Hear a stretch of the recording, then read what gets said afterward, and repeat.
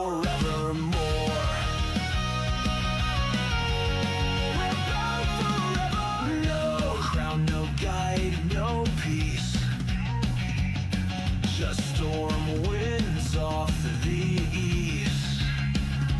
Dragons sleep beneath our feet. We sing through shattered teeth. Bound forevermore.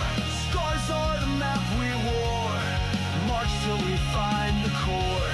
Eyes like fire, fists like stone. No way back, no second door. We're bound forevermore. Forevermore. One step, all in. One spark, begin. No gods, just kin. This war we win. Final double down.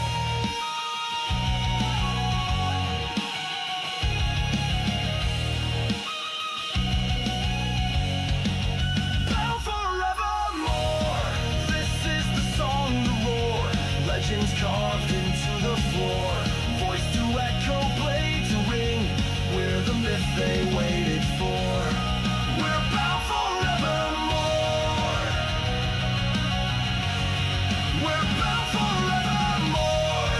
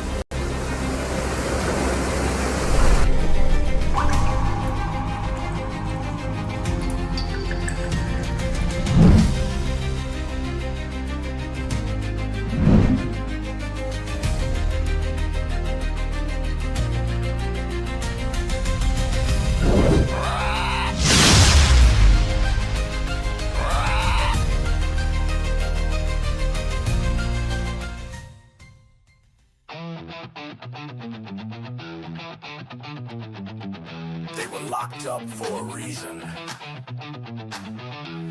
But the world ran out of heroes. So now, you roll with what you got. Kicking down doors with a holy grin. Silver tongues and a dozen sins. Wrong side of justice,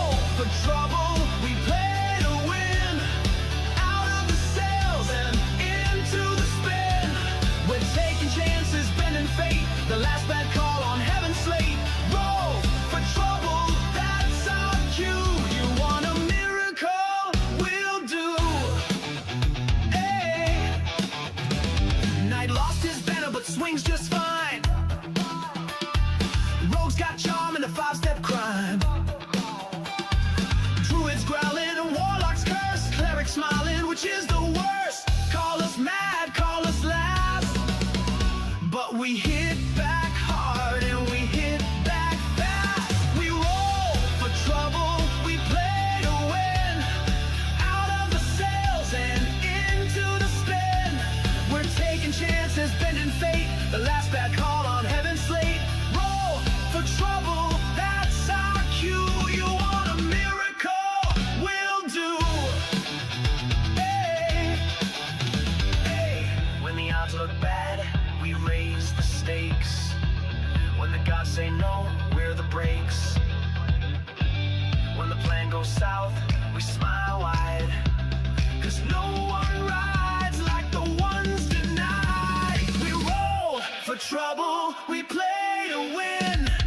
Out of the sails and into the spin. We're taking chances, bending fate. The last bad call on heaven's slate. Roll for trouble, that's our cue. You want a miracle? We'll do. Hey. Dungeon born, maybe one or two, but fate don't ask where it found you. Roll for trouble.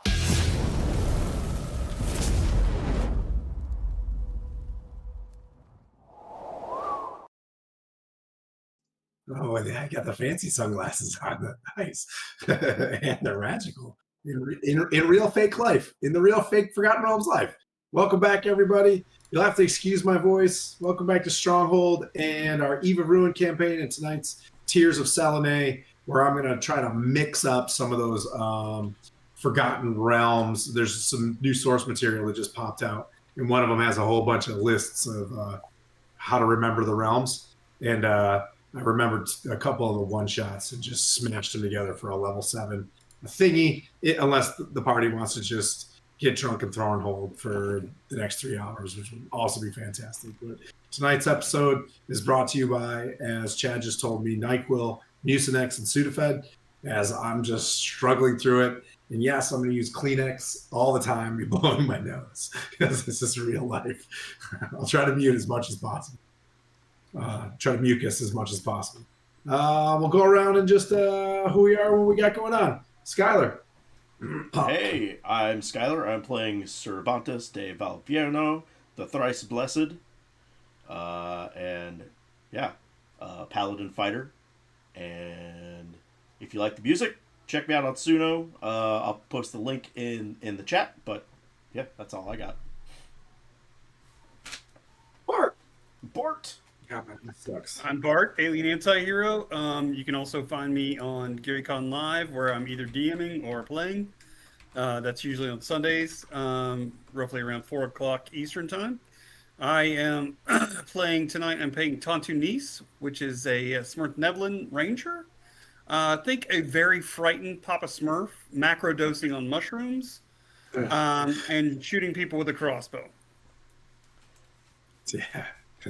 Nailed it. What's not to love? Yeah. What's up, everybody? Chad here, Van Wickman. I'm playing Silas Trizal, a tiefling cleric of Timora. I fill everybody with luck, my love, and 4-leaf clovers when I heal them, much to their delight or dismay. Have you ever had grass burn from the inside? You will. Jeremy. I just want to go on record. I have not been filled from the inside. Yet. NC-17. I am Jeremy. It wasn't me. I'm Jeremy, or Old Men Rolling Dice over on the socials, and I'm playing Ignatius Underbow, halfling, rogue, warlock, murderer. It'd be better if you're just like murder, just murder. Murder. I put the murder in murder hobo. That's it. And Brent. Hello out there. I'm Brent. Brent D&D, and I am playing Brody, Drow Elf Warlock, and as of last session, also a murderer. But yeah, there was a Welcome little bit of to murder. Yeah, definitely a Geneva Conventioner, or you know what I mean? Like, yeah, you definitely didn't low-act very good on that one. But these things happen. It was a drow. It was a very bad drow. You know, you had a paladin with you, so I'm sure there's some Judge Dredd rules in Forgotten Realms as long as there's a paladin behind you to be like, yeah, it was good. I'll put it in the paladin book. It was Justice served. justified. Yeah. Western justice. Okay. Did All it bring right. us some Well, glory? Did it bring us some glory? I think so. So we're good. okay, well, we'll find out. So let's see. 988. We're back on the 988 charity. We did fantastically with Feeding America, which ended up being, I think, over 2,500. The initial goal was 1,000, which was awesome. So 2,500 fed a lot of dudes. So thanks everybody for your help on that one. We're back on 988. Through this year, we started 988 a little bit late. So we've already raised over 2,000. Apparently, that's what the Twitch stream goal thing said. So we've done a great job there. We're going to keep that up and running so that everybody can see their trophy of how much they're doing for everybody. 988 is a call or text anonymous or government name, however you deserve, hotline for when you're feeling your mental health going down or feeling downright suicidal. You don't want to be here anymore. They're going to keep you here on this earth with us because the world's a better place with you in it. If you call them, you're going to get specialized care for just about anything you're going through, whether it's a divorce or your orientation or whatever it is that you're kind of going through. They have someone that can get you through it, and they will save your life. They will. So give them a call if you're having some issues. If you don't have the squanch to hit the button, and charity comes from the heart, and you're already with us as Stronghold. So save yourself. You're stuck on I-95 or 5 or I-10, one of those Malbolgias, one of those river Styxes in the United States or somewhere in the UK or wherever you're at, or the QEW for our Toronto friends. If you're stuck there, spend 30 minutes, just reach out to a friend, say, hey, how you doing? What? I've been stuck on the QEW, trust me. That thing goes from 95 miles an hour to 5. Drop. Texas, look out. Mr. Canada over here, the QEW. Wow. Yeah, if you're on between London and Toronto on the QEW. But anyway, just save 30 minutes of your drive and just let someone download on you and be like, hey, how you doing? Pick a random friend and see if they'll just open up. It'd be fantastic. Just save a life. Turning the page now into the Forgotten Realms. The sun is burning as you guys wake up after some libations and a long wooden table, salt poured all over it, breadcrumbs everywhere. There's probably a bird that flew in because the doors are open, and maybe there's some trash pandas rolling around and an old Thornhold from outside. It's been run by this rich family called the Margasters for a while. And, maybe there's some other ties with some nefarious factions to include Vecna cultists. The upper portion of the Thornhold was pretty well kept. So the silver is still, what is left is still sparkly and shiny. The candelabras are still shiny and buffed. But you guys wake up, there's a big, classic keep fireplace in this. It's like you walk into the opening hall of this place, but it's the hall / your welcoming area and stuff like that. / they'll put the tables in there as well, like almost like a mead hall for the Vikings. There are staircases almost in every single corner to go up to a spire where someone could sleep. You guys investigated a couple of those. You looted the place. You guys got fun toys. You leveled up to level 6. Catching up to the rest of the party as I throw the brakes on half the other party so you guys can all get on the same page. So you had previously came up through the basement, the cellars, the dungeon of Thornhold, through the Underdark, trying to find your way to the source of this gloom, this shadow that has overtaken the south over the Mare of Dead Men and Forgotten Realms. And you snuff that out by killing a Balgara and breaking up a cultist ritual. They were gonna unleash this Barlgura. I can't say this word. Barlgura. Thank you. TSR. You guys are evil. Come up with really hard words to come up with. So the Barlgura was going to just wreak havoc with the rest of potential another legion moving south towards Waterdeep. But you guys definitely crushed a flank of this horde coming down from Neverwinter of all these shadows. And almost like a 40-mile swath of light is returned. You're actually starting to push back the darkness for the first time since you guys left Phandalin, which was like a small pocket. But you guys woke up in the morning. You guys had a long rest. If you guys weren't aware of that, Morton Caden popped in with a glowing red kind of head, and he asked for your help. He gave you a plan. He said Waterdeep is in danger. This commander of this Shadow Legion named Warduke has found his way into the Cryptgarden Forest. Cryptgarden Forest is also protected by a large green dragon. Some call it Gnawbone.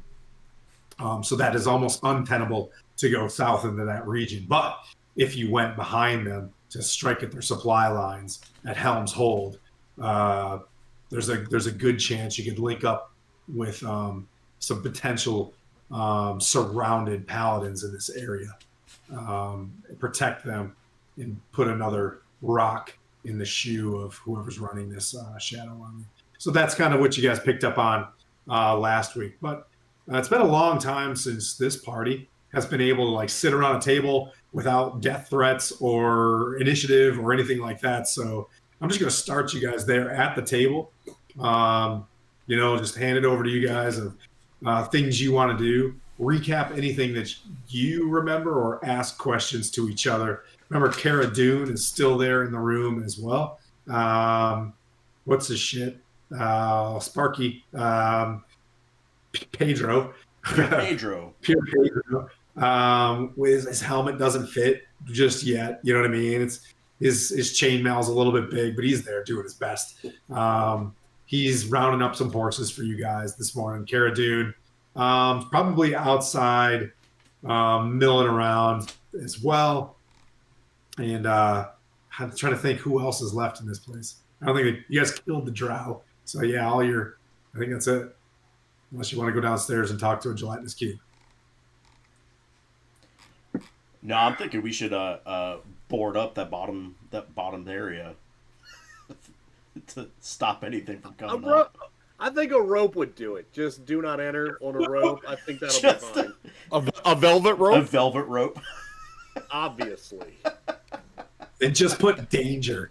I mean, just all you gotta do is put danger. But everybody sounds like they're having fun upstairs, like do.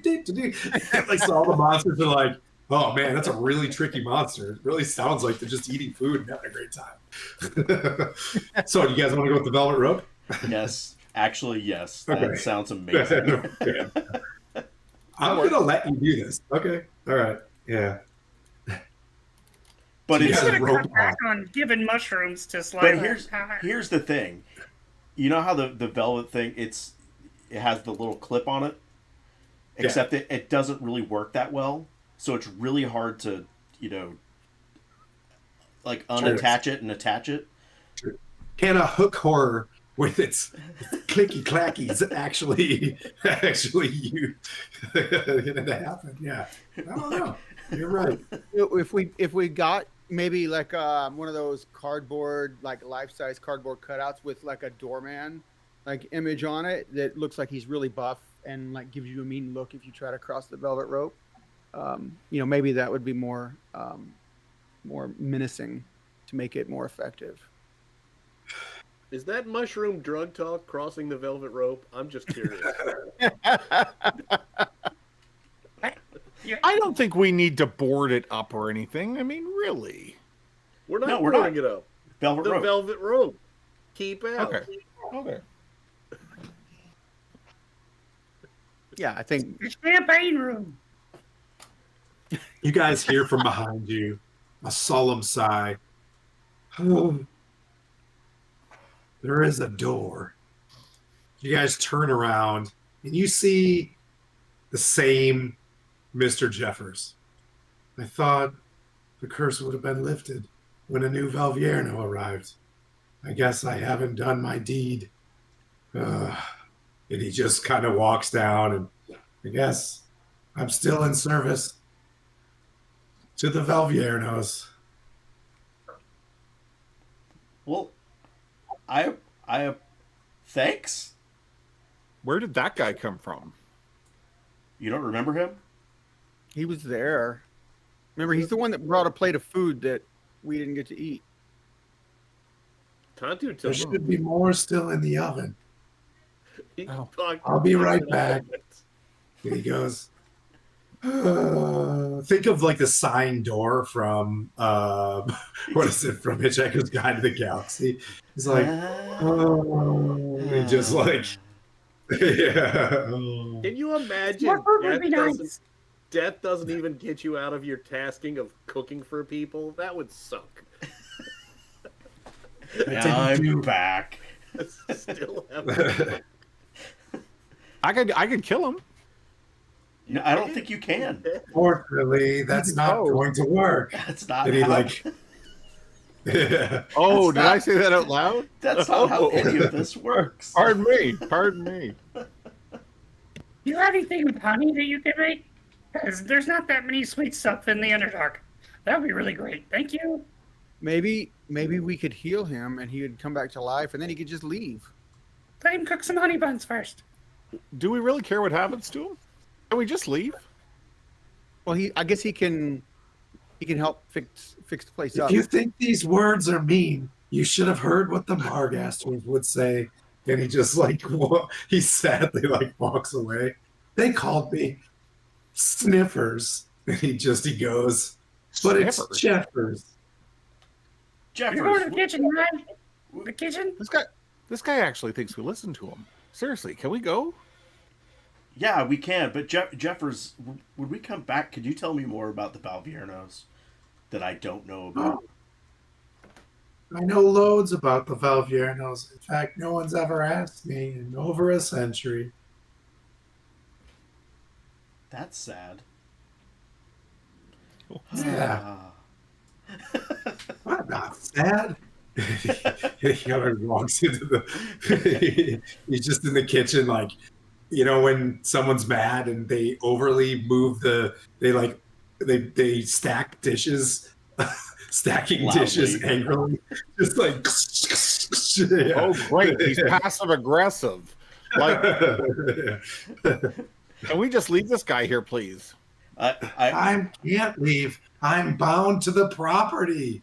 I'm not talking to you. I'm not talking to you. Everything. I'm Jeffers. I'm Jeffers. The things I've seen in these halls. Things I've seen. He's like Debbie Downer. Wow.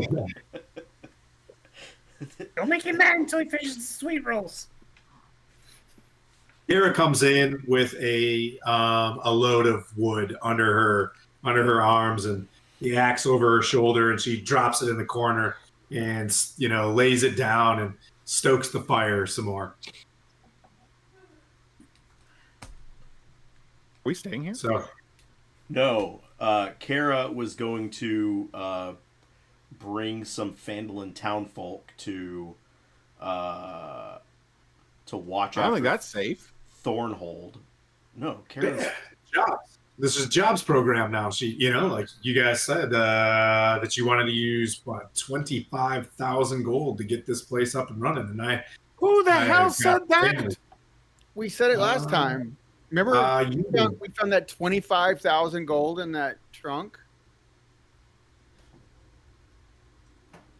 Yeah. There was only 25,000 gold in it, but it's good enough to get our new keep off the ground.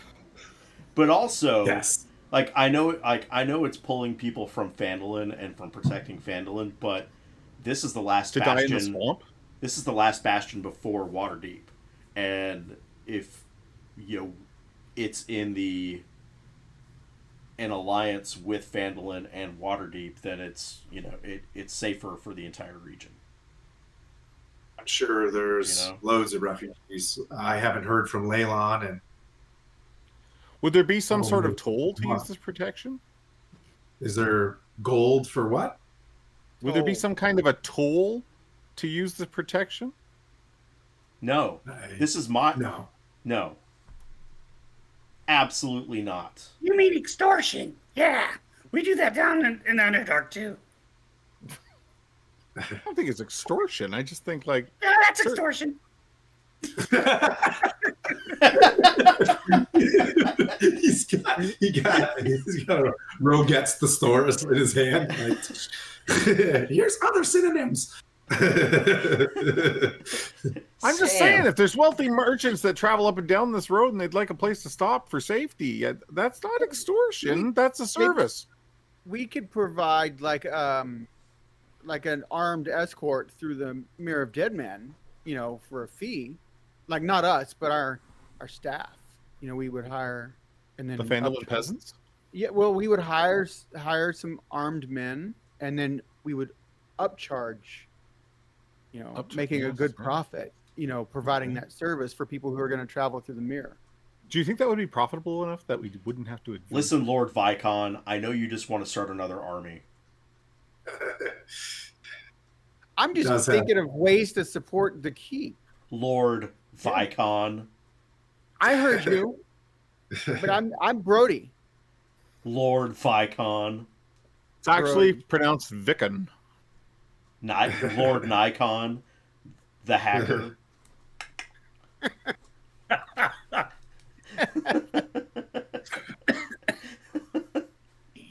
Kara just stands there awkwardly. Well, I was going to get some folks to fix up the keep and to just tend to it and keep it up and running. I'm sure I'll have to get a few guards as well, but this That will would be a be- nice sanctuary for folks. It would be By the great, time you return, and they could take care Who's of. paying the guards? Who's paying the guards? well, here's how things work here. Even in Phandalin, she says, like, people will sow the fields outside, right? And if you want to stay near close to the keep, there is taxes for things like that. Yes, of course. Okay. The keep I don't know how will, much sowing you're like, going to do. It's kind of mushy ground around here. I damn near drowned here. Well, that We're was adventurous all- farmers. We'll get a druid. You guys know one? Too soon? We did.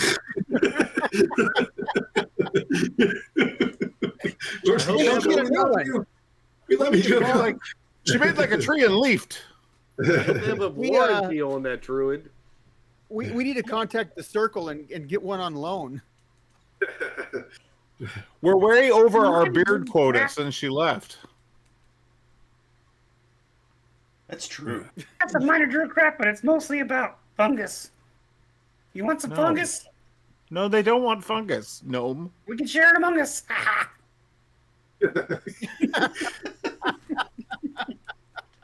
Oh man. Uh, I'm not saying I'm supposed to have favorites, but I have a favorite. listen, the people that come from Phandalin, they could keep Jeffers company as well. I think anybody's going to be better than the Margasters. Right, Jeffers? Oh, right, Jeffers. I have to switch. I was scared. Oh, anybody's better than them. I do know a few families. I do know a few families that have helped them tend to this place that are goodly at heart. And then I know some families that are awful. I can help Kara vet some of the Margasters if they decide to return. Also, some of those dastardly Zentara that have been using the underground tunnels to traffic people. What? Oh, They yes. can't do that anymore. We've got the velvet rope. We're good. I'll secure the door, Master Silith. But still put up the velvet rope. Oh, as you wish, Lord Vierno, Bill Vierno, he bows. He's just like, but this time, like, he takes a note. You know what I mean? Like, he's got to do that. Yeah. Only 100 more years in service to the You castle. people are so Right. prim and proper all the time and do the right thing, and you treat him horribly. Who, me? The Margasters treated me Yeah. horribly. What did I do? We're not talking to you, Jeffers. Uh-oh. I was trying to. I hear everything. Iggy, what did I do, Iggy? I was just asking him What? to... What did I do? I just asked him to put the velvet rope up. Take it down. Put it up. Take it down. Put it up. The poor man is confused. He's just standing there. Do you have any, are the sweet buns done yet? Because I'm still hungry. Oh, at once, sir. Thank you. And if you have any cheesecloth, that light is really bright. I was gonna, like, try to make myself something to, like, At you know. once, sir. Thank you. You're awesome. Yeah, he What kind of. change efforts? The more things you ask, the slower he walks. He's just now like, What are you going to do Oh, with these cheesecloth? You already smell darn funny. revenant legs. They're so heavy with revenge. And he walks off. Well, thanks for the help, Jeffers. Oh, you're Just welcome. let him go. my Stop lord. talking to him. Just let him go. And I was like, okay, bye. Get the sweet ones. So, yeah, as soon as we get those sweet buns, maybe we should, make our way to, start making our way to, Helm's Hold. Yeah? I didn't think we were going to Helm's Hold. I thought we were going. We're going to Helm's Hold. Yeah, we're going to Helm's Hold. Yeah. Yes. Aren't we going to fight old Gnawbone? No. Gnawbone is overtaking Crypt Garden, and we can't go there yet. You know why they call him Old Gnawbone, right? I don't know, but you're about to tell us. I've heard that he doesn't like when he defeats knights and stuff. He doesn't really eat them. He just leaves them stuck in his teeth, and he chews on them a lot. So they're not actually dead. They're just stuck Well, they're in his dead. teeth. They're dead, but he doesn't like eat their bodies. He just sort of, it's like chewing tobacco.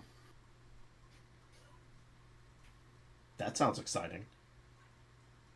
He grinds.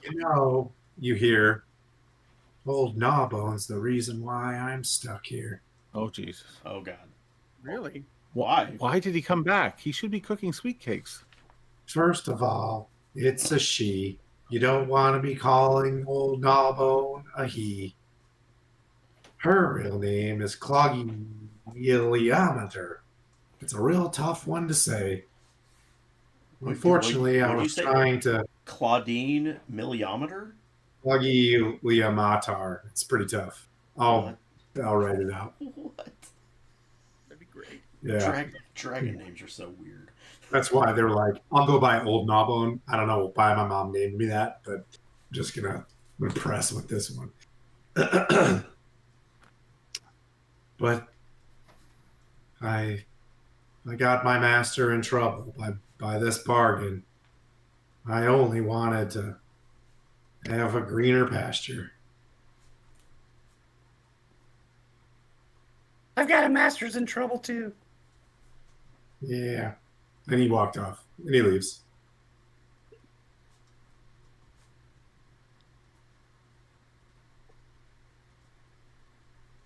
Yeah, it's impossible to pronounce. Cloggy Leomatar. I like that. Cloggy is her first name. Leah Mater. Fantastic. Cloggy Leomater. Mrs. Leomater?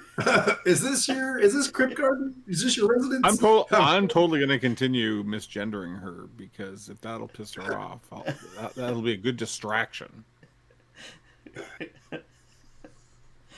Especially with the fighter. And by Yeah. her, you mean Tim Han. That's it.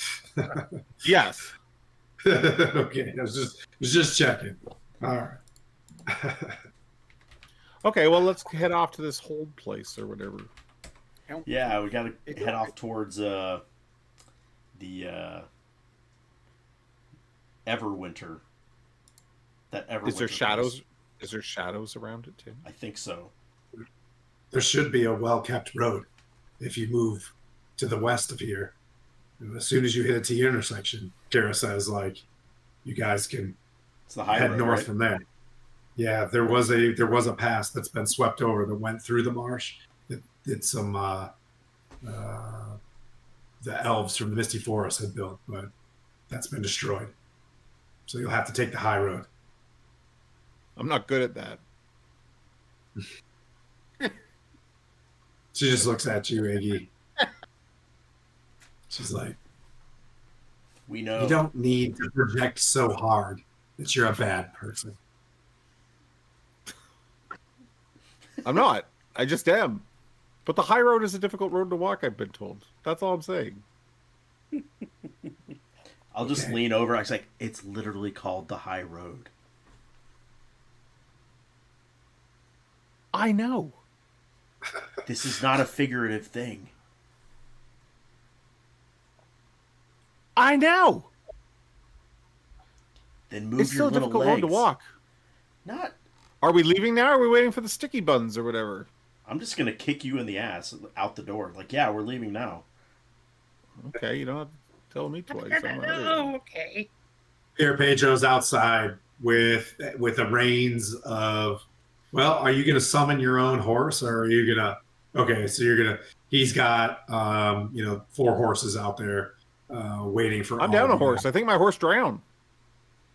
There was horses in Thornhold. There were some that were like left as people. Oh. Remember, people like were fleeing the place in a hurry Yes. and just got yes. kicked off horses and stuff. So there were horses. Oh, okay. Kind of running around outside. So he gathered them up. They exfilled like really, really fast. So there's just, Akira, has been outside picking up trunks and things like that as well and bringing them in. Jeffers is now going out there to help tidy up the place. But yep, you guys can leave Thornhold behind you if you like. It's a day's travel to about the T intersection. Like if you leave now by nightfall, you should be at the T intersection. It should be, and then head Let's north. do it. The heroes of Thornhold ride again, right? Hell All right, yeah. Tontu It's walks been a out long the time. courtyard and sees Kara. the horses and Kara. sees how tall they are, and he just he decides to ride with Pier Pedro. Okay, Pierre Pedro, he's a sweetheart. So he just reaches down his, ungauntleted, dirty hands and Hey, and thanks picks for you the up. Raid Plane Chasers TV. Welcome. Oh, thanks, guys. Can we give him a shout? Outie, Yeah. shouty, outie. I'm gonna name my Uh, horse Fire Shear the Second. Fire. I'm not writing that down. So you have to remember. I'm going to remember. I'll try. Freud said 18 times to leave short term. So I have to. Fire Shear the second. Oh, because Fire Shear the first ate it in the swamp. Yep. Well, they're doing swamp stuff. None of those horses, they're, they've got different riders now. Probably lizard men. They're definitely not being eaten. So that's. I'm going to name Yeah. my horse Violence. Oh, no. Violence? Yeah.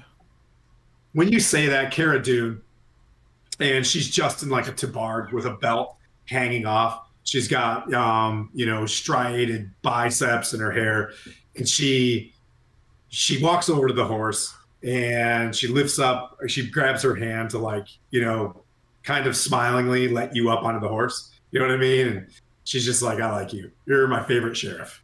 And she puts you up on the horse. I'm going to be like, I don't think I'm a sheriff. Yeah. Maybe You're a deputy. definitely- You're a deputy. Yeah. She taps your badge. She's like, Do I have a badge? Yeah, it's a plastic Yeah, badge. you do. Yours is plastic. Oh, you guys all got badges. You're sheriffs of Fandolin. And now Yep, sheriffs of listening. Thornhold too. Don't you forget. But she takes a moment. She's like, sticking around a party that does good things like this, that's making you a good person.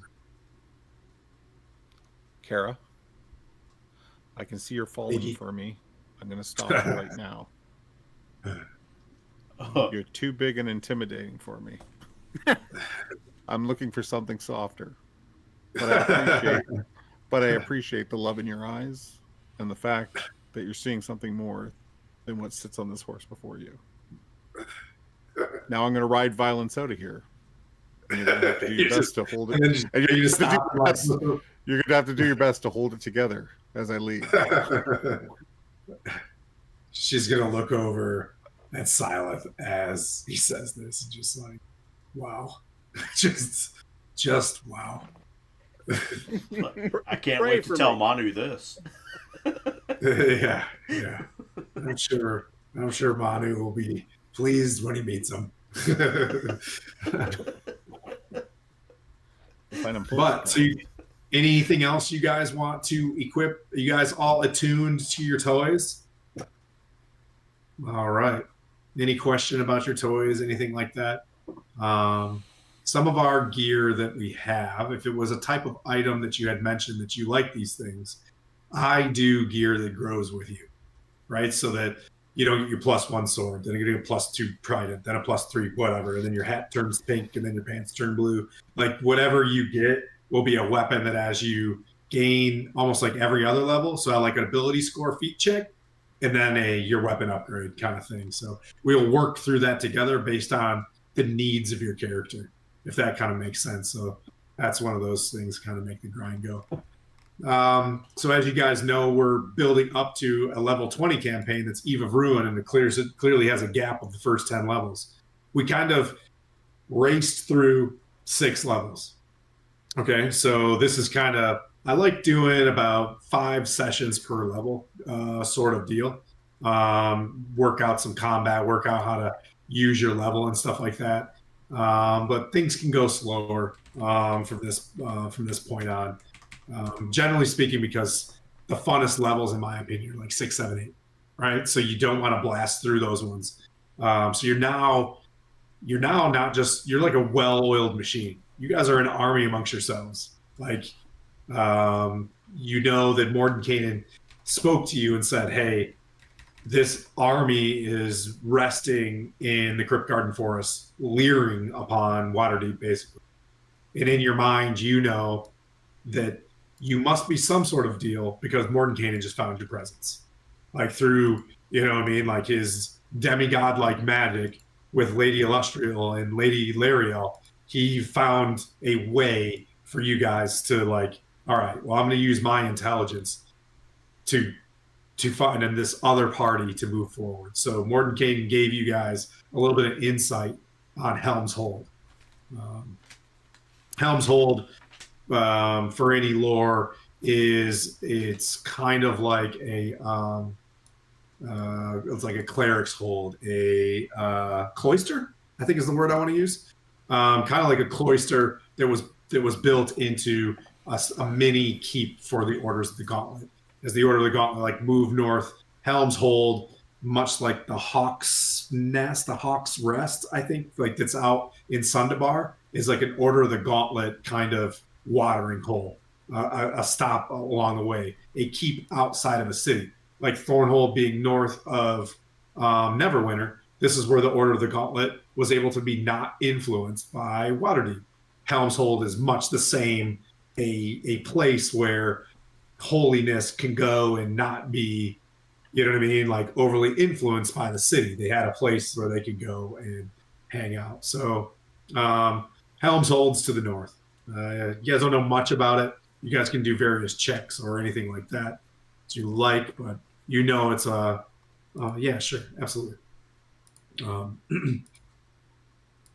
Yeah, definitely walk away as much as you want. Plenty of party here left. So that's kind of what you know where you're heading to.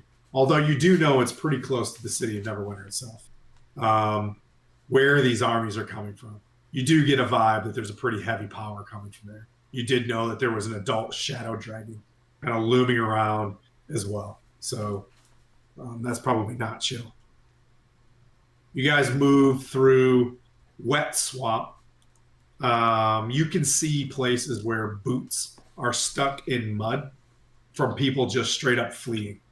And they knew, you know, but they're like nice boots. The Margasters paid well for their servants, for their stewards, for their footmen and things like that. And they probably, Cervantes, were a party to or witness to things that they would not want to run into a goodly adventure party for. So they are gone. They spread themselves out, and they had a good night to get away. It takes about better half of the day where you guys are starting to get tired and want to water your horses, where you arrive in and around a T intersection. What I would say you'd see here. Oh, go ahead. I mean, I guess I would probably do a like a survival check to see, because you said there were some like wagons that beat feet out of there as well. Yep. Could we, is it easy? I mean, I'll do a survival check, but to see what direction the wagons went, not necessarily the people, the feet stuck, but the wagons themselves. That was a 14.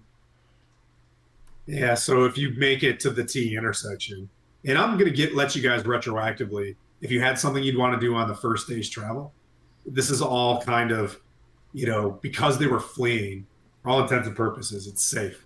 If you go to the T intersection, paths went south and paths went north. The wagons. They didn't all leave together. Yep, Okay. Wagons went south and wagons went north. Okay. Feet went south, feet went north. Right. You know what I mean? Like horses, whatever. Yeah. I was more concerned about the wagons if it was, but if they all just scattered, then literally everybody scattered. But it wasn't like wagons that just went off in one. It looks haphazard. From a 14, it looks haphazard. Like the wagon goes super heavy, and then it goes light, then it goes heavy. You know what I mean? Like, yep. Like people were just catching a ride on the tank. You know what I mean? To get out of there. Yep. No, I gotcha. Well, I was hoping we'd find some at least have an understanding of where the Margasters went next, but just to pass that on. But yeah, apparently they just so always lead with that for why. So your intent is to do so they're like, I'm doing a check to find out where the Margasters went. You know what I mean? Yeah. Like here's what I would say. They probably have residences in both cities, right? And if they're about to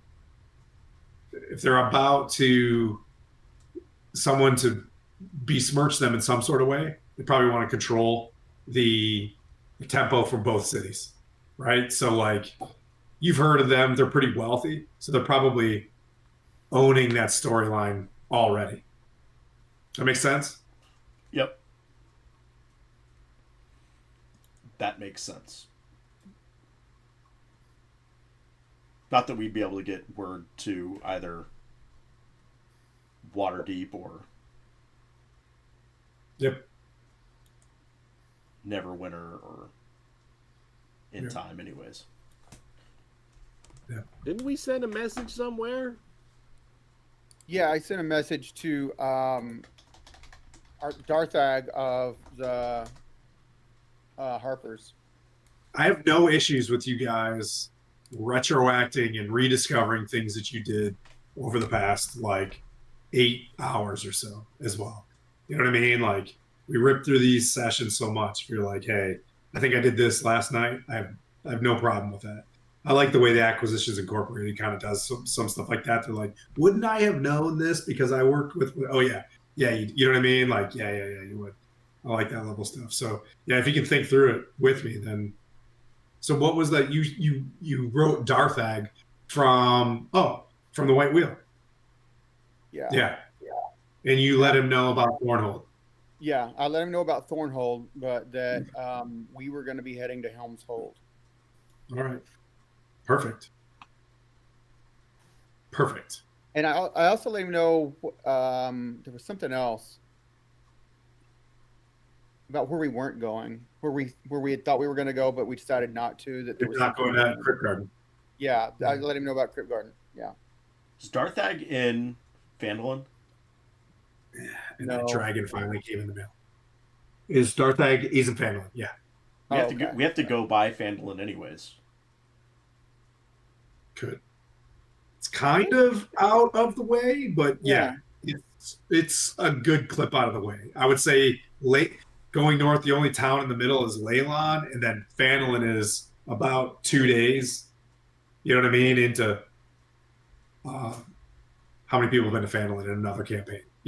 Like it's like it's not on the way, but you wouldn't be bad heroes if you know what I mean? Like went off to go check on Phandalin. I mean, it's your campaign, but it's not. It's definitely out of the way, but not. You know what I mean? So you guys do you. So Bart, I was giving everybody a chance to. What do you want to discuss on the way to the T intersection? I don't know if you were there for it, but there's just like trash laying around everywhere. Like it looked like people were fleeing in a hurry. Heavy luggage, things that were slowing them down are just thrown to the side. Like there is expensive candelabras and art. Art per Dungeons and Dragons. There's 250 gold piece art on the ground. You know what I mean? Like there's expensive stuff. Well, Tucker would definitely take the time to ask if anybody else has been. Hey, have you guys had some weird dreams lately?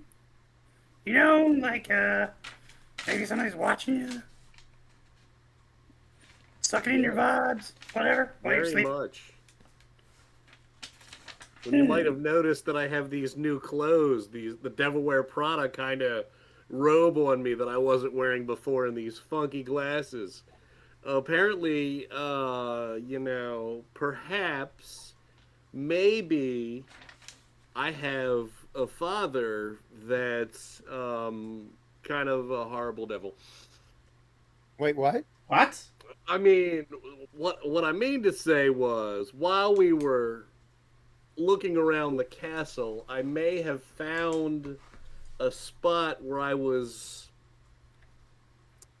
brought into his little territory, which was not on this plane, and he seems to be doing very well for himself and keeping an eye on me, which may or may not mean he's keeping an eye on you. I'm not sure, but he seems to be proud of me and gave me this nice robe. Wait, did you say devil? I did. Oh, what's his name? That would say it under my breath. That would explain the horns. Yes. Now it all makes sense. These don't come off. Yeah, they're not. Yeah. What's your dad's name? Daddy. Daddy Silent. I never met him. He was gone well before I was able to remember. So That's Mr. Trezal to you. yes. I mean, I don't blame you. I didn't even know what name I used to be. So, I mean, it's not surprising to me that you don't know your dad's name. We know Lord Viscount. Okay. All right. My name's Brody. I know. I was kidding. I'm a joker, obviously. Brokon. But yes. So Lord there's Brokon. obviously many eyes and many things upon us, and yes, I have had many dreams involving my father. Okay. That's a little different than the dreams I've been having, but just okay. Do you want to talk about But while we're sharing, my dad was a mushroom farmer, and oddly enough, he called my mom Old Gnawbone. So I don't think it's the same one, though.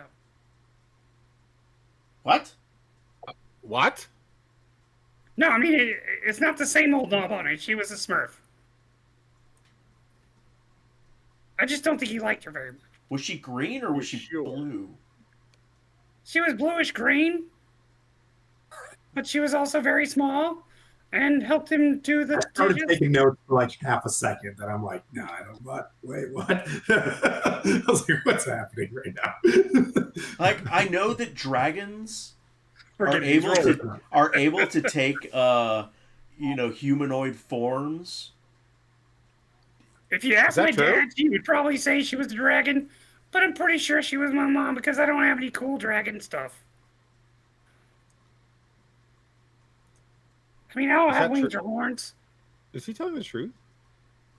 I don't Can, know. can dragons take human form? I'm not a human. No, duh. Well, you said dragons? Can they take? I guess humanoid form. I guess. I mean, some can, right? Oh, okay. I don't know. You're telling the story. Here, Pedro's So- like, can't you do like a nature check or like What about that shadow yeah. dragon? Yeah, probably not. I'm pretty sure she was a Smurf Nebula because her name was actually, 15 history check. Mark. 15 history? There are legends of dragons being able to polymorph into human form and walk around. Yeah. All dragons? That I don't They know. gotta be older. Yeah. Not I all. think my but- dad was just kind of mean. Yeah, I think it's more than a coincidence that we like run into you, and now we're going to fight a dragon called. I think sometimes Normal birds is- just circle in the sky. Birds are real. What does that mean? You know what? This is why I don't like gnomes, guys. Because they say shit like this. I'm certainly confused with the direction this conversation is taken. So am I. Well, anything else anybody wants to assess or discuss on the way to the T intersection? Going once. Is it always this bright up here? Yeah. It is. Yes. It is bright. Not only that, you guys, the last time that you guys were in Fandolin, it was balmy and hot, and it is starting to get the touch of fall upon you guys. It is kind of brisk this morning. You get the sense that you'll have to have a campfire to be outside over the evening. It's going to get pretty cold. A bit of frost on the ground, which is kind of firming up a little bit of the moisture on the ground on the way, which also lets you see nice tracks on the road. You can see where folks have ran off the road and things like that, but they're gone. They ran with everything they got to get out of there. You guys arrive at the spot that was mentioned. There's a classic signpost that says Neverwinter, 100 that way, Waterdeep, 50 miles to the south, and then Crypt Garden Forest, and then it just has a big X on it, like don't go that way. You could have brought another velvet rope. Yeah, there's no velvet rope. But you guys want to camp here for the night? You want to keep on moving? This cold weather that's come in, it doesn't feel the same as that cursed cold that we were in Nope. before. The regular old, it's that nice, clean winter air for the first time. When you now imagine the feelings that you had when you crossed into Leylon, into the darkness, it's very gloom. It argues with sunlight. It seems like it is just dreadful. It's not a happy place. It's not very weirdly foul. quiet or anything, is it? Like normal. It is super weirdly quiet. Yeah, super weirdly quiet. A little too quiet. Here, robins and things like that are returning if robins exist. And, well, you know what? If polar bears exist, so do robins. So, robins are, you know what I mean? Coming back and kind of nesting again. So nature is sort of returning. Not too quickly, though, but birds are the first sign. By the end of the first night, you can start hearing some chirping, which you haven't heard in a hot minute. So that makes you kind of feel good. If you haven't heard spring birds in a while, you're like, oh, nice. So although it's fall, so don't wrap your brain around that. But They taste good, birds. Is it a bit like lizard? If seasoned well, sure, but They're delicious. we the tea in the road, probably a decent place to stop and rest. You never Like eaten a the- bird? Well, I spent most of my life, in the Underdark. I've been up here before, and I've seen I've heard about meat pies with bird in it, and that sounds good. But feathers don't look like they taste good. You don't eat the feathers. Oh, thank goodness. That would go good in my hat, though. I mean, you can. I haven't. I bet bird with mushroom would be really good. You really like your mushrooms. I'm all about them. Can I make a nature check just to It's a see lifestyle. how odd it is in this area? How odd. Yeah, since it's a little bit out of my bailiwick. Yeah. Is it- Oh, should I okay. make Yeah, it yeah. a disadvantage or? No. Yeah. That's fine. Okay. Yeah. Yeah. I like that. What could go wrong? So I got a 9 and a 14. So a 9 is my total. So does it seem Yeah. like You've never seen like a fungus form like in little hairs all over the place. Like some would call it grass, but you're just like, what? You know what I mean? Like you see grass everywhere, and it's just like this weird, sharp fungus that is just all over. To you, with a 9, you might not want to touch it when you see it. Like these really, really hard mushrooms, right? That you've heard called trees, but you look at them, but they don't, you know what I mean? Like they disincorporate, you know what I mean? And spread out everywhere, So like, and you can see bits of them falling, like, so yeah, it looks whack. right. And it's pretty bright. He walks up to Sly and he's like, "Would you buy any of those fungus?" Here's something they'll say. The most odd thing is, as the sun goes down from the other direction, you see a massive orb above the sky, becoming brighter, but not overwhelming. And it's got like it's been like hit by something, and there's like debris coming out of it. Oh. That is so cool, man. I believe the Forgotten Realms, I think like Martin Caden blew it up, or not Martin Caden, Elminister blew it up or something. I don't know, but like their moon has shrapnel. That is fantastic. Hey guys, look at that. If I notice Tantu amazed by this, I'm going to change my eye colors to purple and be like, wow. Ooh. With thaumaturgy. Did mine do it too? Did mine do it too? Not yet. Oh.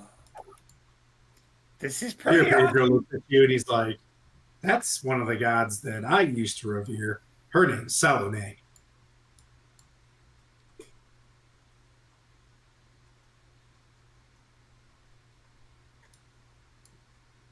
That green stuff looks itchy though. What green stuff? The little fungus on the ground. Oh, it could be itchy. You just don't want to sleep naked on it. That's why you just put a cloth down and he lays down a mat on it and kind of like he slowly rolls out his bedroll to kind of show you how he does it, and you want to sleep close to the fire. It's going to be cold tonight. It gets cold here. Does it get cold in the Underdark? I felt cold when I was there. Oh, yeah. Were you cold throughout this? I felt cold. Sometimes. It depends on where you are. If you get really close to like where the dwarves are, the deep dwarves, it gets pretty hot. But some places are pretty cold. So yeah, I'll be alright. There's a lot of dwarves up here. Do they want to You got stab all dwarves? Do they want to stab all gnomes up here? No, he's just racist. Oh, okay. he just like rolls up the mat. He's, Okay. didn't grow up in the speciesist. Yeah, I don't know. He's just yeah. He's just, yeah. Oh. Well, I guess I won't take a good nap when he's taking watch then. All right. I've never seen him act on it. I think it's just something he does as a mask. I think he's really Oh. nice. He adopted a girl once. Now She you was made a me baby. sound fucking creepy. Only you made you sound creepy. Only you made you sound creepy. He adopted a girl once. Ugh. These are Pete's. So you guys want to bed down for the evening? How do you want to do this? I'll take the second watch. I'll take first watch. I'm enjoying this moon thing.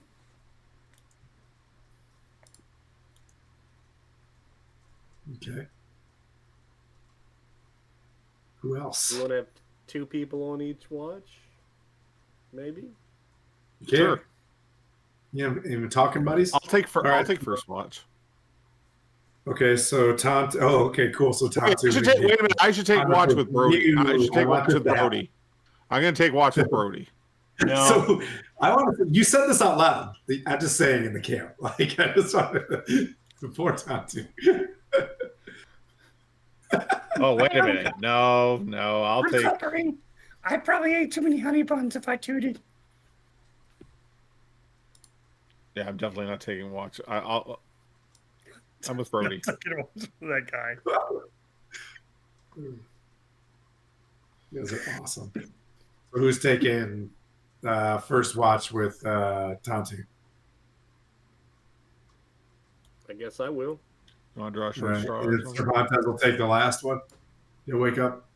Cervantes, you're taking all your armor off. You're getting a good night's sleep. Everybody. Yes. And it's just a breastplate anyways, so Here, Pedro says he's going to take it with you. Yeah. perfect. He's like, I'll take care of your plate, Sir Cervantes, and he takes your breastplate. He's off to the side. He's going to polish your breastplate. I can't Not see taking anything. my armor off. Fucking shit. Sounds like it's code for something. It's not until you say until you do something. It's just He normal. adopted a girl once. He adopted a girl once. She polished his breastplate. I just want to say for Stronghold the channel, adoption is amazing. Please do this. Don't let Jeremy make it weird. Please adopt children. Ugh. Look, I just want to say that I feel like I'm being painted with a very bad brush here. I really And he's am. got a brush in his hand. I feel like as he's painting himself with a brush, he's like, I feel like I'm being painted. Don't use Jeremy as a reference. Don't do it. Fair. Okay, right. fine. Everybody just lays down and, everybody does their first bit of chores and starts cleaning stuff. Let's see. First up is Tontu and Silith. So, it just becomes thermal crossover where the sky turns and shifts to a dark blue. Shades can't be seen, like colors can't be seen, but you can see for a long distance. The chill sets in. Being close to the fire is nice. You guys are right alongside the road, just right off the T intersection. I'm assuming you didn't stay in the middle of the road. There's a crown, so it ditches on either side, right? It's a well-kept road for 2 wagons to go by each other. You guys stay off to the side for a little bit next to a tree. That orange tree right there, just in case something happens. Hang on, I gotta blow my nose. This is bugging me. Hey, Silent. Is there something I could do to be more appealing to these people upworld? I think you're doing just fine. You were very helpful in the combat underground. You're able to track things. You seem like a valuable comrade in arms, and your fear of everything is refreshing, to be honest. Well, I just think sometimes you forget We could all die. I've been reminded of that several times during this. I've watched the druid fall down several times. We really need to get a better warranty on her, like an extended warranty. I think we should all invest in drag straps. Into what? What? What? Just like a small bit of rope on the back of your cape or something. You know, that like when things get bad, we could just drag you out of the trouble. Some drag straps. Drag straps. Drag straps.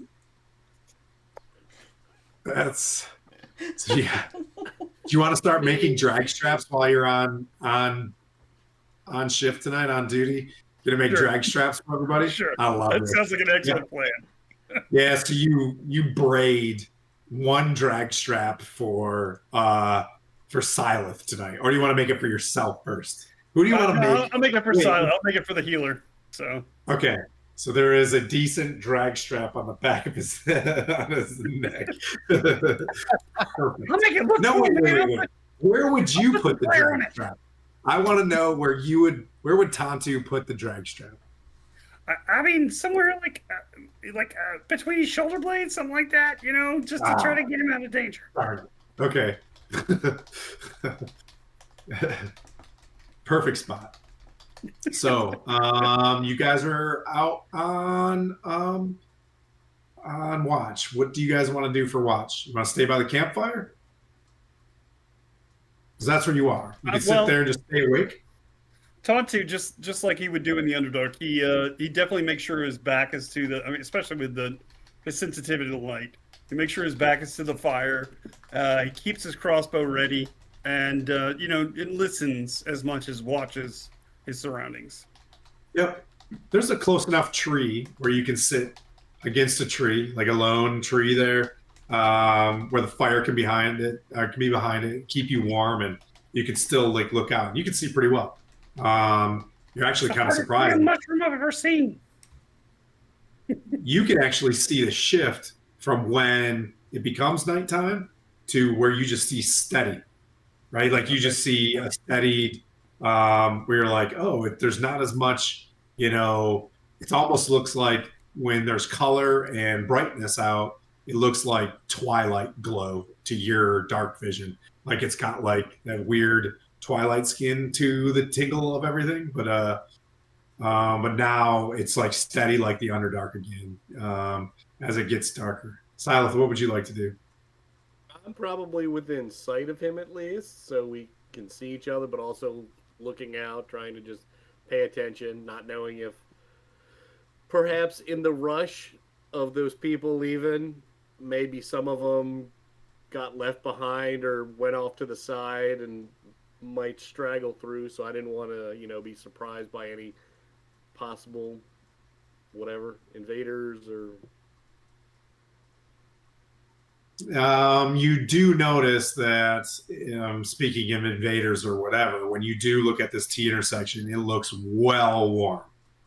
right. Like recent, you know what I mean? Like thousands and thousands of dudes and horses and things like that have come through here. Probably, I mean, if you had it just passive, like maybe a week ago. Yeah, just keeping an eye out with my new goggles on. Yep, and it's same thing. Those weren't goggles of night. Those were the of the eagle, right? They were eyes of the eagle, so they're eyes of the rock, but they're eyes of the eagle. Yeah. Yes. Okay, what can the eyes of the eagle do? Can you read that real quick?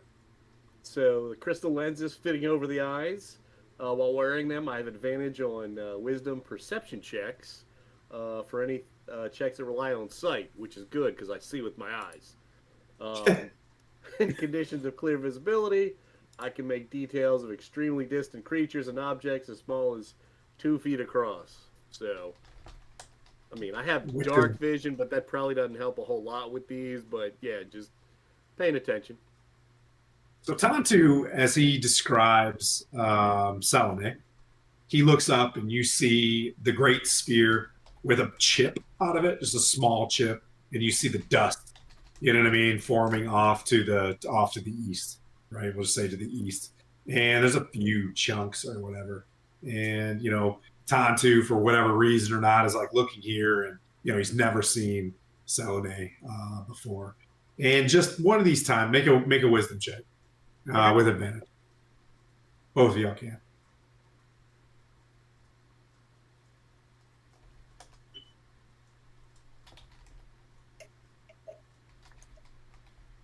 $14.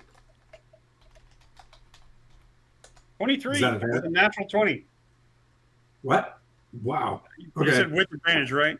Yeah. So, Tantu, as you're sitting there, you see movement from a bit of the debris where, you're kind of staring at it for a little bit, and it slowly begins to move. And just for a little bit of the trick of the eye, it looks like it's getting closer and closer.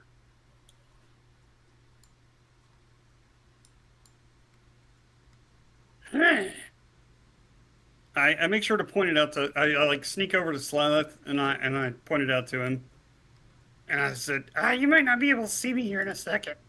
so after I tell him, I go ahead and pull up the hood of my cloak Okay. and then go sneak back to the tree. Okay. And you told him that you saw something? Yeah, I Yeah, so he reaches up. pointed at the moon. And he points up to the trail of like dust and debris that comes up from Selune. And you see, like you're looking, you see what you're saying. It's a bit of a trick of an eye because it's almost like a 3D illusion. You see the stars behind it. And then like you see a trail of dust forming. And then it just gets brighter and brighter and brighter as this like seemingly comet just and then you almost want to look away because it just becomes, and Tantu, you're looking away as your eyes begin to hurt again. The rest of you make a wisdom check. A perception check, please, because you're just now kind of falling asleep.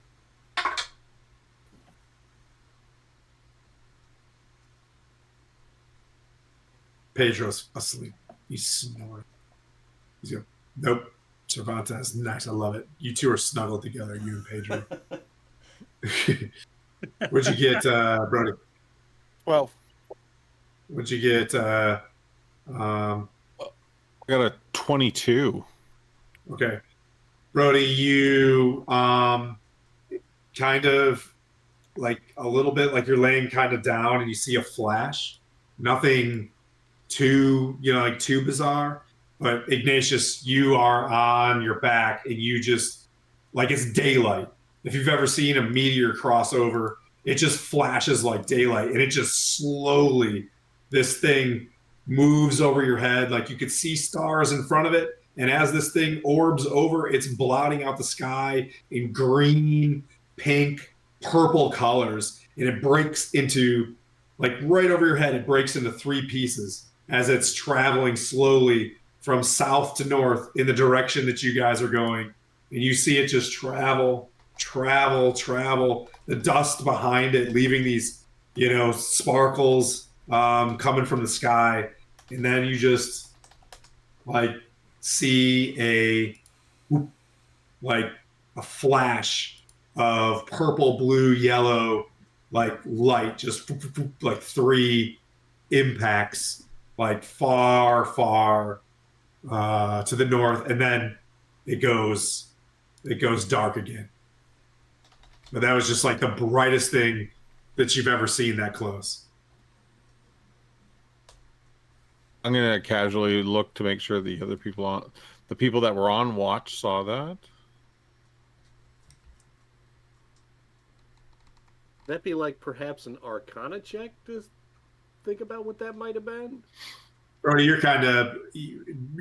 missed it, but like you're up enough to see some flashes to the north. You didn't see the full thing, but it was enough for you to like, what? You know what I mean? Like now you're kind of awake as well.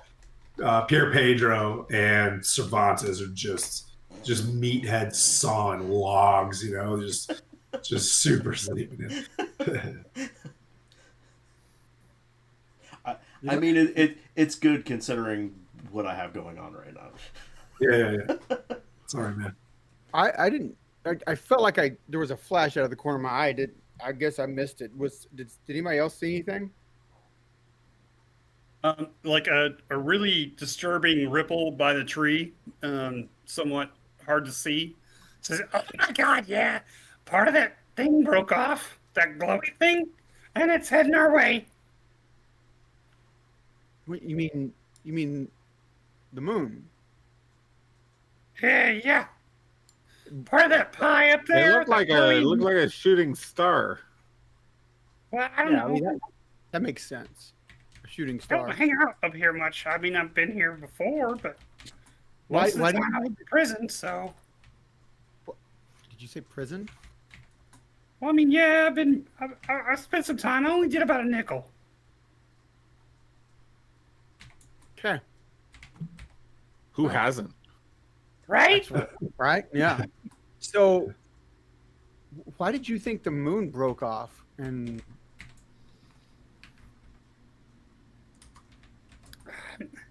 Well, because it started making really scary looking things, and it was bright, and it started like breaking away and coming this way a little bit. It just maybe I'm a little bit new to this, and I'm sorry if I'm waking everybody up and I shouldn't be, but it looked concerning to me, and Slilas seemed to think it was somewhat concerning. Silas, what did you see? Did you? There were lights in the sky that flew sort of north. I didn't get a good look at it. Okay. So it's probably just a shooting star, probably. But it may have hit the ground north Great. in different pieces where we're going. Might be worth checking out. How far away do you think it hit? You guys can make a check. Ignatius, you watched it. Tatu, you saw it. Silith, you saw it as well. Would that be a survival check? Sure. Yep. 15. Okay. 18. Oh, are we making a survival check to see if we know where it landed? I mean, yeah. I've like No, 13. yeah. So you first of all, you've seen shooting stars before as he's seen this. This was as it was traveling over, it was huge. But then it broke up straight overhead into three pieces. It looked like it was past the Mare of Deadmen. Like, so you guys are on the south portion, like it went over the Mare of Deadmen. It went pretty far. You know how like when you look at like a thunderhead that's far away, that's probably like 40 miles away. You know what I mean? Like it was far. It was booking. So a couple days travel, most likely. Is it worth checking out? Might as well. I mean, if it's on the way. It's not on our way, is it? It's about a day's off. I mean, we're heading north.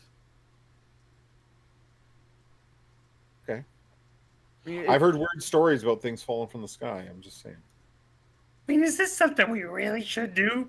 I mean, if something falls out of the sky, I mean, is it gonna be friendly? maybe. That's very valid. Always a good question. I mean, wisdom of the Underdark says, if it's gonna eat you, it's gonna eat you. I don't know if you guys have heard that one before, but it's a good one. For Can't some say that reason, I have. that's for some reason that's tickling the back of my brain. Something about eating you in the Underdark. Yep. Yeah. I don't know why. I have a memory of something like that, but it's just it sounds familiar. Because a lot of things down there will eat you. And it seems like you guys have the same problem up here. Maybe not as regular.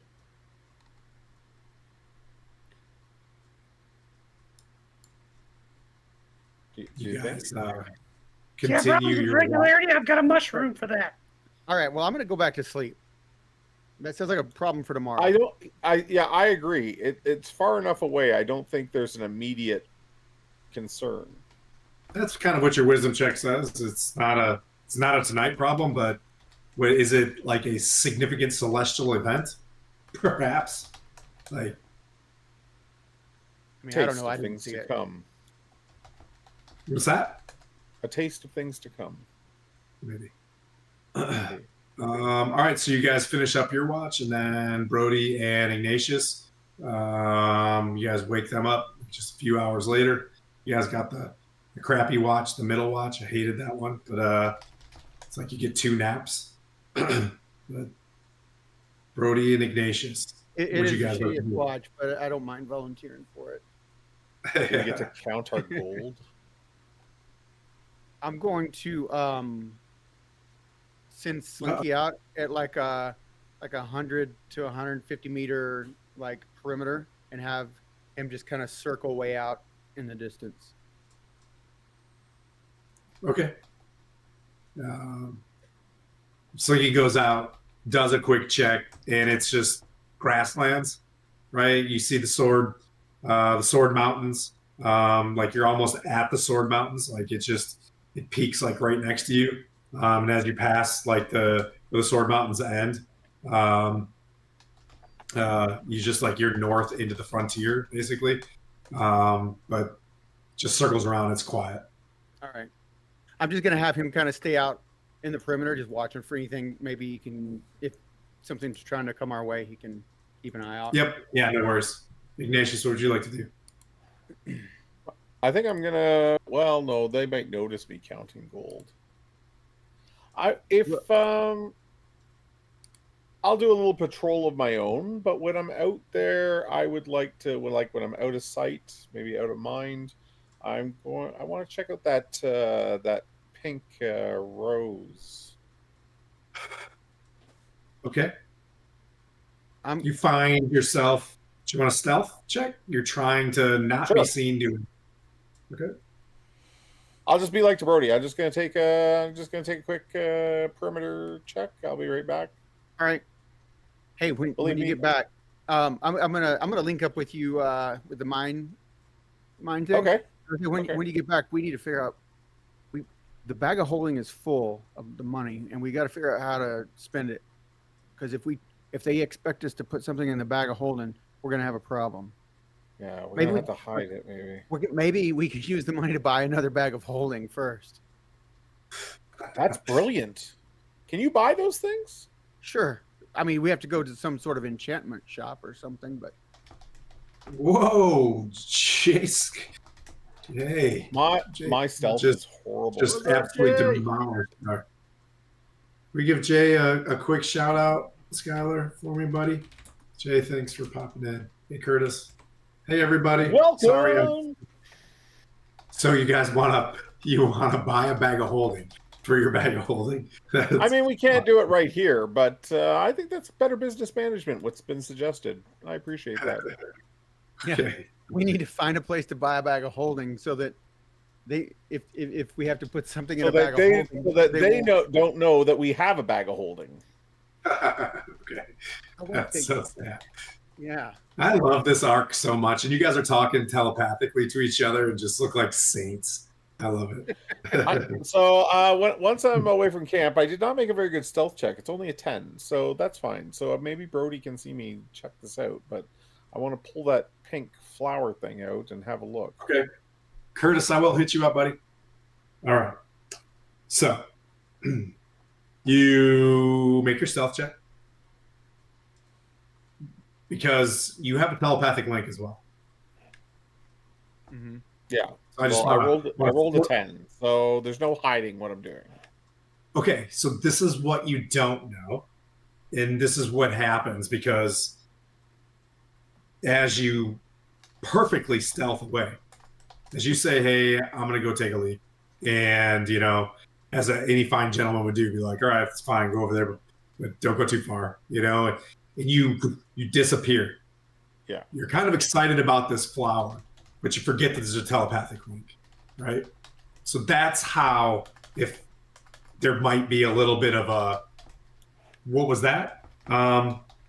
As you open it up and you take a look at it, it became a bulb, right? Yeah.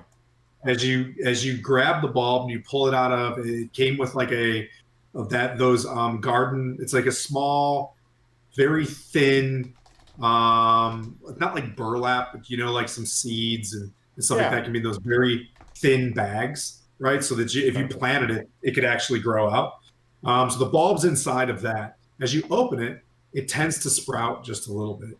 And just as you heard before, a bit of pink kind of illuminates, and you have to, you know what I mean? Like you have to kind of hunker down. Just Brody, you're like, what? You know what I mean? Like you see a bit of a flashlight as he has to, cover it out. And you hear in a very soft, like motherly voice. And even as the voice is spoken, you notice that like flowers bloom around you. Like where things were autumn, right? Like things become quickly spring in just a little spot as you totally give in to the power of this and kind of take one more look at it. I don't think we're there just yet, Ignatius, but when you are ready to face her, give up your patronage and bury this. Together we will open up her hut. There you will be reborn. Place this in the ground when you were mocked by her laughter. Have faith. There's so much goodness in you. I'll give you the same strength. And then its tendril, like its little bud, like a little Groot sprout kind of goes back into the bulb, and the light kind of goes away. But you feel a bit of spring warmth. And what you definitely feel is happiness. Like regardless of what you feel, like a connection that you've really never had of like the good things, the trust things, the, you know what I mean, the comfort things, the empathy things, those good resources of a good relationship would give you, not threat or power, or you know what I mean, or things like that you feel that. Well, that's not good. I will tuck that away. You're the worst. Aren't you a stinker? I'm uncomfortable. I'm in danger. Okay. I look around at the plants that have bloomed around me. There's no black roses, right? Nope. They're pink. They're like a daisy and things like that. Yep. Okay. All right. I'll take a moment there. I gotta think about that. I like this feeling. And then I'll head back to camp. The only thing you saw in the 10 stealth is if you were trying to attack him, you're right. You would have seen him because as he was like cloaked over, Brody, from your passive perception, you saw him like hiding and then like a bit of the shadow of him as he turned like pink for, you know what I mean? Like as a pink aura came out and he quickly snuffed it out because obviously he's trying to stealth and he's good at what he's doing. He's not going to totally bubble that. So a 10, right? That's what you rolled. So effective. Okay. I will. I'll come back into the camp and be like, nothing happened. Yeah. All right. Yeah, I'm fine. Like casual. I think I maybe have like a dopey grin on my face. I've never noticed that you needed a light to pee before. What? I mean, when you went out to pee, you said you were going to pee. I was just surprised that you used some sort of light because, I mean, we're trying to be like stealthy. You're usually more cognizant of things like that. Well, yeah. I'm feeling a little bit under the weather. I wanted to make sure it was the right color. Oh, okay. Good lord. Well, drink water and change your socks. That's my motto.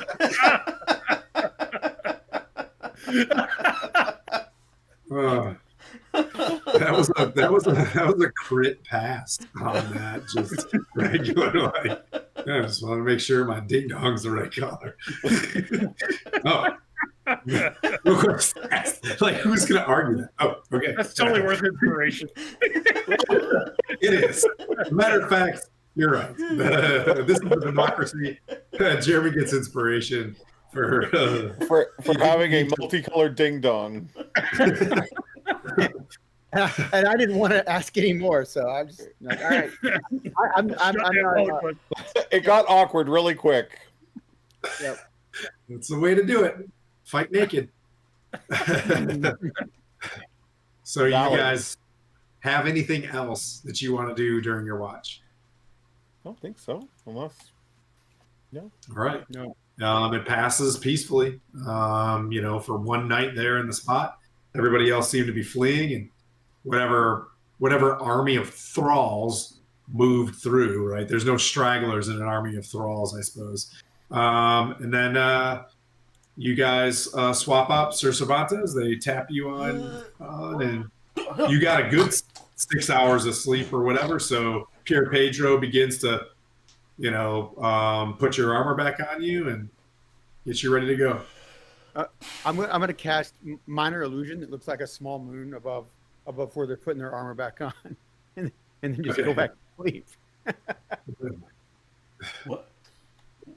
What happened? What?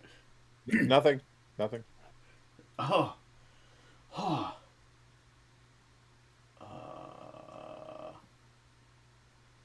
Sorry, I've got work happening. Put on the armor and I'll do the changeover brief. Earlier in the night, apparently y'all were the only ones that slept through it, but there was a shooting star or something. It might have hit up north, like sort of the direction where we're traveling. If we get there in the next day or two, we might check it out. Did you make a wish? I didn't really see it. I was going to sleep. I saw it out of the corner of my eye. The other guys saw it, but You said it's like a day away? a day or two. I didn't see it. Oh, that's not good. Anyway, I'm gonna hit the rack. Night. Good night. Drink Perfect. water, change yourself. Drink water, change your socks. If you have something you need to wrap up right now, Skylar, we'll just push for. Go for it. Just finish what you got to do, and then everybody wakes up. Yeah, bad weather. Nope. All right. Yep. So Cervantes does a fantastic job. And that's when the attack comes. Hey. I don't think I can take advantage of, like, he's got work to do. Like, oh, well, how dare you? Roll for initiative. I mean, I'll roll for initiative and just swing at things, but thinking. So morning arrives. It's always colder in the morning, darkest before the dawn. You know what I mean? So as the sun comes up, like, you're really hoping. It's like one of those days where you're really hoping the sun comes up because it's super cold. The fire Pier Pedro kept booming, so it feels good to be around it. You let me know if you guys how you want to get moving. Quickly, like I'm gonna say Ignatius like gets up and gets at it and like, let's get this show on the road. Okay. Yeah, it's a well-traveled path. We don't want to lollygag around. We should go. Also, if we're gonna see what hit the ground, the quicker we get there, the better. Yeah. Better that we find it first. Or worse. Yeah, exactly. That's exactly what I was thinking. Yeah. I'm just reading. Okay. So you guys all mount up. We'll throw Cervantes and Pedro in the back. I'll say I guess that takes Tantu to the back as well. Brody, Well, Silas, and Tantu can take the lead. with Pierre Pedro. Okay. Sure. Yeah. All right, I'm not good with horses. I don't know what this thing is. If it was a small lizard, that would be one thing, but this is different. It'll be fine. It'll be fine. Get up there. All right, It's you heard very him. warm and very soft comparatively to like basilisks and Roth. What are they called? Yeah. Rothes are like the cows of the Underdark. Kind of similar to a Rothe, but like a little bit more disciplined and taller. So, but you understand that it's kind of like a creature, like a servant type creature. It poops a lot more too, I've noticed. Yeah. All right, you heard him, Pierre. Kick it in the ass. So you guys move forward and you travel, and we established what the camp makeup looks like. You guys keep the same team together. So we'll move you forward through another night of travel through the Mare of Dead Men. The Mare of Dead Men on this side of the road. It's kind of in a better earthy part of the swamp. You do see the occasional lodge that is completely abandoned because of whatever just occurred over the past couple months, where you would get new horses or anything like that. All the horses have been taken. You can tell that whatever thralls of men that came through here before used and sacked every bit of resource to probably garner for what they're using for, their army, right? That's in Crypt Gardens. You're now kind of well behind that. And you can almost like feel the silence of being behind the army, right? Like where runners and scouts and things like that in the busy bee activity is, that's behind you now. It's to the south, and you guys are moving farther away from that storm. Still in normal kind of daylight, you can't see above the swampy Spanish moss covered trees of the Mare of Dead Men. And then after about 2 days of it, you start breaking out of the swamp. You're moving north, and to your front, Tantu Nice, you see from the distance, it looks just like some very, very large creature walking ahead of you. So like it's a dot, but you for the first time see a creature on the road. Well, you already know what that is?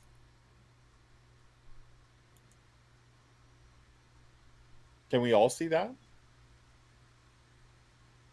Ignatius, if you look, kind of looks, it take a moment, but traveling in the direction you're going, but kind of slower. You can take your time to get to it, or Can we tell what it is? not from this distance. No, he saw the speck. It looks like a speck to you as well. What about with these fresh glasses that let me see Well, with those fresh glasses, you can. far away? You see what appears to be a very scantily clad giant walking away. Long hair down to the middle of its back, braided, pulling a cart with its hands down. Just pulling a cart. At first, I thought you were saying the braid was attached to the cart and he was Oh, that'd be smart. Yeah. Yeah. No. That is... Thanks for the follow. Love you. What is it, Silas? I explained this scantily clad giant pulling a cart slowly away from us. Does he Do look? I get a sense of what kind of giant? Like skin color? Yeah, red? roll a survival check. Sure. 15. So recently, there has been a massive incursion of giants, right? That just kind of got pushed back in our last campaign in the Forgotten Realms. You've heard a lot of based on the skin tone and having tan kind of skin looks like a hill giant from the back, but built almost like a stone giant, like very muscular. The back hairs are telling me hill giant. If you sit there and you take a closer look, you see a female face look back and talk to the cart. You can't see anything in the cart, but you see one singular eye. So like a cyclops. Like a cyclops. Okay. I will tell my friends. It's very different. Eye, to keep one eye on that creature. I don't know anything about Cyclops. I mean, she's pretty thick. That's pretty cool, man. She thick. Can I make a history check to learn about a Cyclops? Or Sure. To see if I know anything about Cyclops? Yep. 11. Probably don't know much. I mean, rare. Very rare.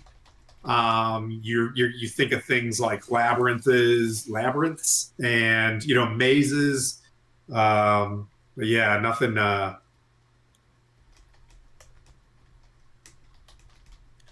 you wouldn't know where it's from or anything like that. But you do know probably the rarest thing that you're like, what? A Cyclops? No. Yeah. That just seems really unusual that there's a Cyclops up here. Yeah. So Tantu taps Pierre on the shoulder and is like, I need you to slow down to a canter for a second, all right, dear? and then he hops off the horse and dons his hood and starts panning off to the left towards the tree line. Ooh, okay. It's Gonna book it far, tonight? though. Where are you going? It's pretty far. I'm just in case it gets ugly here. I'm gonna make sure you guys got some cover. And I'm All far right, so away from you're dipping off to the north. Towards the trees. Yep, no problem. What's how would you guys like to approach this? I would like to send Slinky, maybe about 50 or 60 feet high in the air to just get closer and just see if he can get a better look at what's in the cart and that kind of thing. So Slinky flies overhead. You see a Tantu niece kind of sitting there walking around, but more feminine. You see shovels, picks, axes, baskets, and a couple crates and bags. And the Cyclops is kind of pulling along what looks like a gnome. A gnome? Tantu, do you have a twin sister?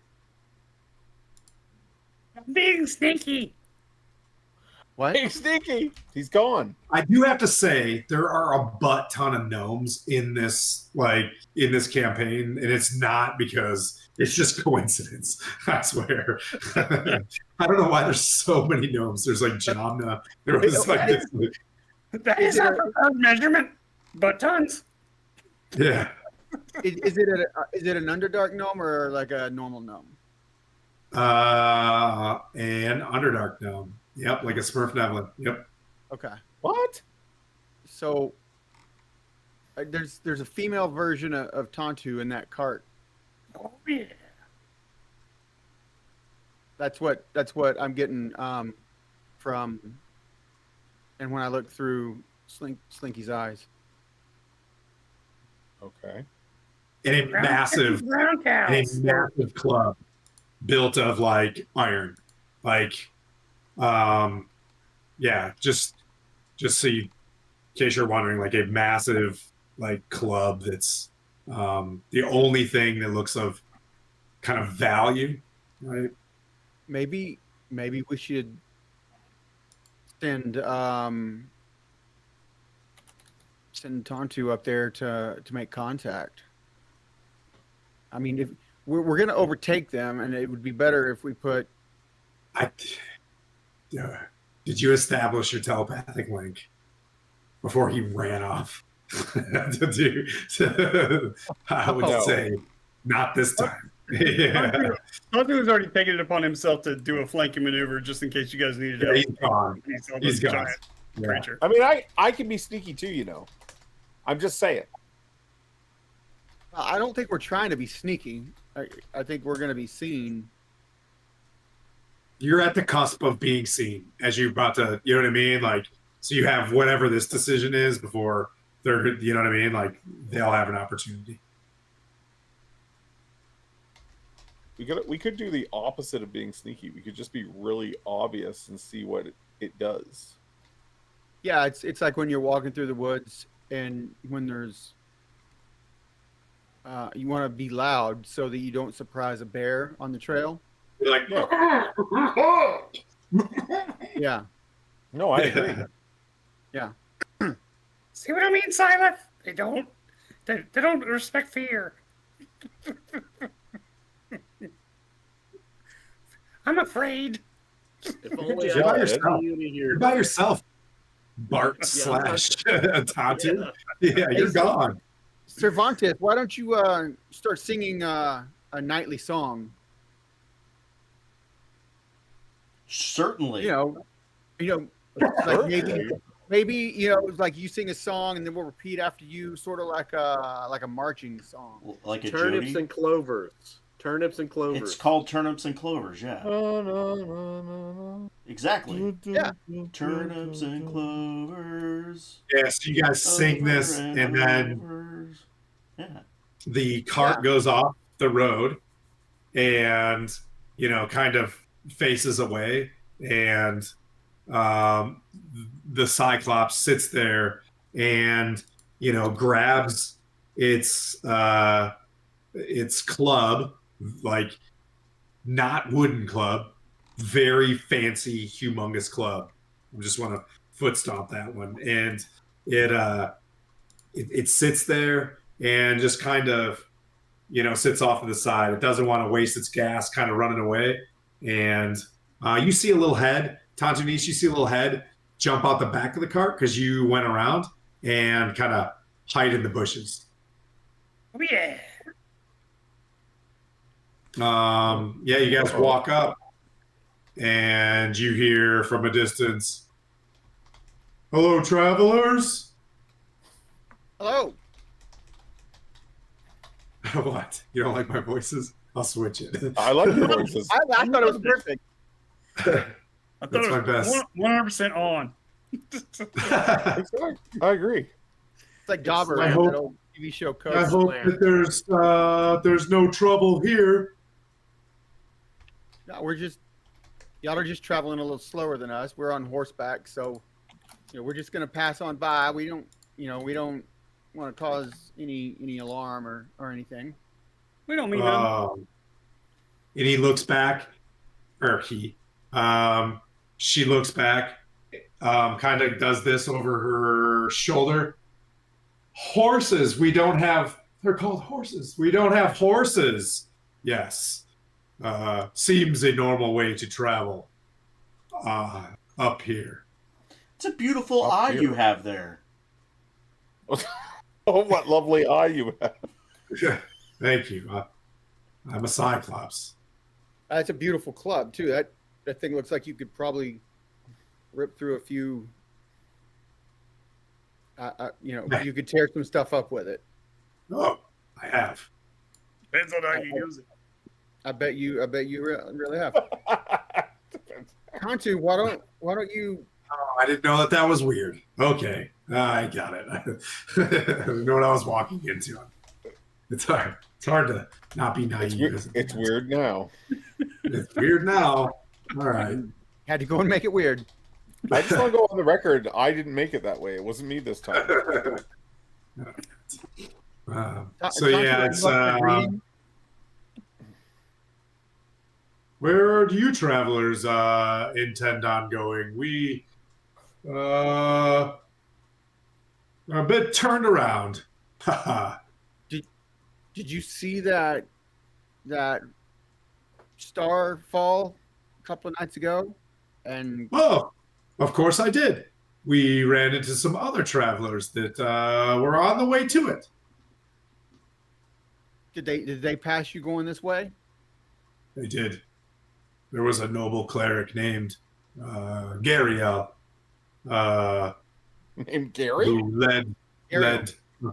led some paladins that were going to some place to the north, but they said that those were the tears of Selune, and they went to a town called Leylon to look at it. We met them there. There were some interesting craters in the ground, and they started digging for them. We didn't seem useful, so we kept on our way. But where are you going? Oh, and you hear in the distance, well, is it safe? Yes, sweetheart, it's safe. And out comes another, the grass like shifts and then gets close to the road. Well, we're a bit lost. We thought we could find some adventure leaving from Gnome Garden up through Ched Nasad. We thought it would be quicker to find another route to the Underdark, since there was so much shadow up here. It was safe to move around. Many people from the underground came up, and then this blasted orb showed up, and now we can't find anything for shit. My partner and I have been lost for days. We're just trying to find a hole to get back into the Underdark. My eyes. And then just tears are coming out. She's like, I don't have anything to cover them. And the Cyclops just like, it's okay, honey. I promise we'll find way back to the mountain. Are you guys a couple? What's wrong with that? You know what I mean? I didn't say there was anything. I am Gertrude. She holds, and then flips the club and sits it in the ground. And this is my partner, Roxana. Yes, Well, we were looking for different places to mine. Ched Nasad, some of the prices for the alloys are going up too high, so we were looking for another fissure somewhere else. I'm sorry I put us on this quest. It's always me and my foolish ideas. Oh no, love. Well, We always do. if you travel 2 days south to Thornhold, there's a big keep, and if you go up to the keep and knock on the door and say that we sent you, we'll give you a note to give to the head of the keep, and then you'll go through the hall, down the stairs, and there'll be a velvet rope. And if you go past that velvet rope, ask him to flick it for you. Tell him you have a VIP pass, and they'll let you go through. And you go down the stairs, through a temple, and then down through that, and you can get to the Underdark that way. Be careful, though. There's a red velvet rope that you'll have to pass. And the clasps are very difficult. Is that code for gelatinous cube? There is one there, but you can avoid it. It moves pretty slow. Gelatinous cubes are my forte. Just like I said that things would work out is my forte. Right, Roxana? No, you're always positive. She just hops back in. But better to get to the Underdark. Well, since you guys helped us out. The blasted cleric was looking in the wrong spots. She was looking around those craters. She's got to look in the crater. I don't think she understands how the earth works, but she was looking like she thought that the 3 craters were where they bounced or something. She sent her troops off into the woods, but you have to search into the craters. But I don't. But they seemed really cool. But Apparently, you guys need things like that. We don't. So thank you very much for your help. Thank you for the guidance on where those objects, that celestial objects, are. They should hurry. There's a lot of shadows around here. Luckily, we can see them in the night a lot better than some of you guys. But we were able to avoid them. They need to hurry up. You've seen shadows. Yes. How do you think we were moving around in the dark? We have to take opportunities if you wanna. If you wanna get new gems and stuff, you have to take risks. So we thought maybe this was going to be an upside down, some sort of Underdark up here. So we took a bad risk. It's okay, sweetie. We'll be back before we know it. That's what female Cyclops sound like. Thank you. In the Forgotten Realms. She has a very feminine Cyclops voice. I'm gonna give him a piece of parchment with the information that to let them let what's his name. Thank you. What is your name? We've seen many drow before, but none that travel with the likes of a. Tantu, you're missing still, right? You're not. You haven't. I'm trying to track where the little gnome that jumped into the bushes. Is it still in the bushes, or is it jump back on the cart? No, it came up. That was my high pitched voice. That's Roxana. Yeah. Okay. All right. In this case, now that I see that everything's friendly, I do come back out and walk forward and pull down my hood. It is very strange to see a drow travel with a Smurf Neblin, but you're wearing some awfully weird. Blingdenstone. Ha! Dressed like you're from Blingdenstone. Ah, I am from Ched Nasad. Greetings. And then walks up to you and shakes your hand. Greetings. Would you like some mushrooms? Absolutely. And just sits right down in the middle of the road. Yeah. And Gertrude's like, I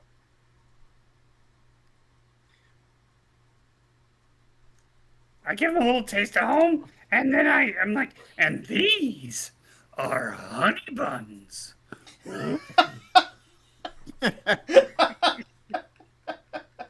Sounded fantastic. Like they're the nobody's ever seen honey buns before. In the Underdark, there's not much sugar and honey. What happened to Tim? I need 30 seconds. Okay.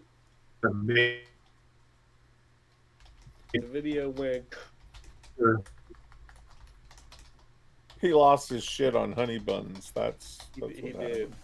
Extra 19 Probably ate the year wrong old mushrooms. They're probably downloading the entire. Whoa, that's two. Am I back? Am I here? Yep. Slight blip. Sorry, guys. No worries. We'll allow it. Give me 2 seconds. Matter of fact, I'm going to take the time to blow my nose as well. Yep. Quick break. Oh, okay. You want to reset it and take 5 minutes? Sure. Can we go to the take 5? We'll just take 5. Yeah.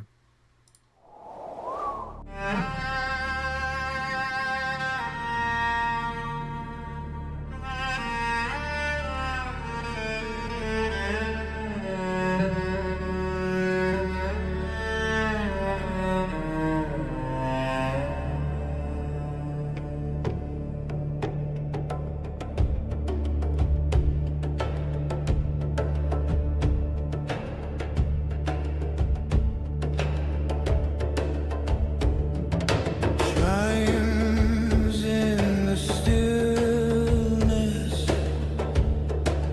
dust on the breeze, voice in the silence, promise that she first.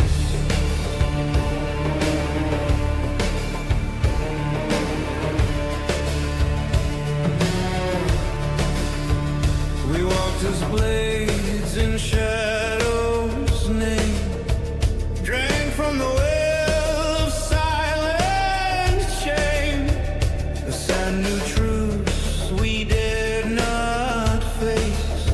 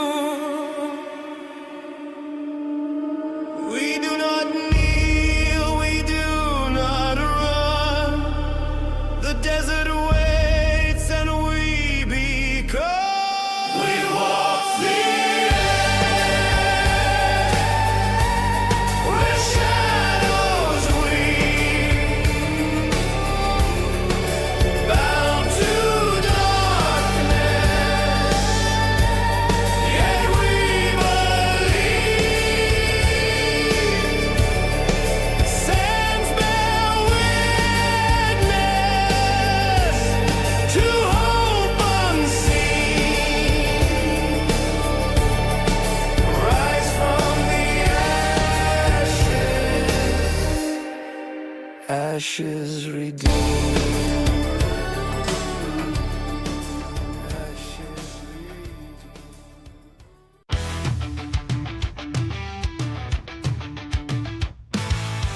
They're creeping in the shadows, eyes like fire.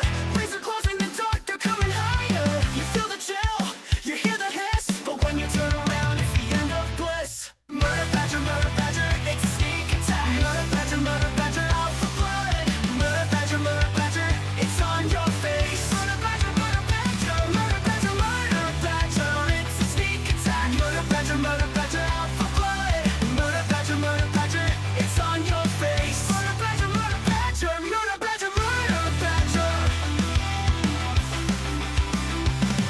No mercy, no time, you're on their list. Got the rip and tear through the fog and mist. These monsters won't care if you run or scream. Once they got you, you won't wake from the dream. Murder badger, it's a sneak attack. Murder badger, out for blood. Murder badger, it's on your face. Murder badger, it's a sneak attack. Murder badger, out for blood. Murder badger, it's on your face. Murder badger. You thought you were safe, walk the door tight, but murder badgers, they own the night. You can try to hide, you can try to flee, but they'll find you no matter where you'll be. Murder badger, it's a sneak attack. Murder badger, out for blood. Murder badger, it's on your face. Murder badger, it's a sneak attack. Murder badger, out for blood. Murder badger, it's on your face. Murder badger, they don't care, they don't share. Murder badger, everywhere they'll tear you bare. Bare.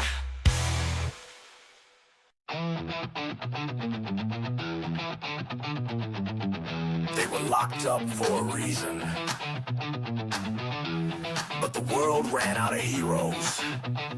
So now you roll with what you got, kicking down doors with a holy grin,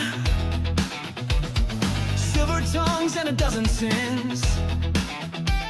Wrong side of justice, right side of fate. No time to. All right. Yeah, sorry about our little bit of a glitch there, but we're back. Oh, I don't think the Zoom is up. Do you need to be re-invited to Zoom? Zoom looks like it's still down, buddy. I'm there. You spent all that time. Oh, I know what it is. I'm in it, but I don't see a map. There we go. We got Zoomies? Yep. Oh, you just had the wrong guy pinned? Yep. Fine. Yeah. I don't know. That was a cool avatar, though. So I think Roxana and Tantu were just having honey buns, sitting in the ground, talking about, she's got family in Blingdenstone. You know what I mean? The McGillicuddies, and just, yeah. But Gertrude's like, they're gonna be here all day. To Brody, you have interesting forms. I like the McGillicuddies a lot better than I like the Bumpuses. Yeah, they're warring now. Yeah. They're fighting over different wars. So, you guys have been very kind to us. Leylon is just over there. And she points. She's like, It's getting dark now, but the town is right this way. Like, isn't that where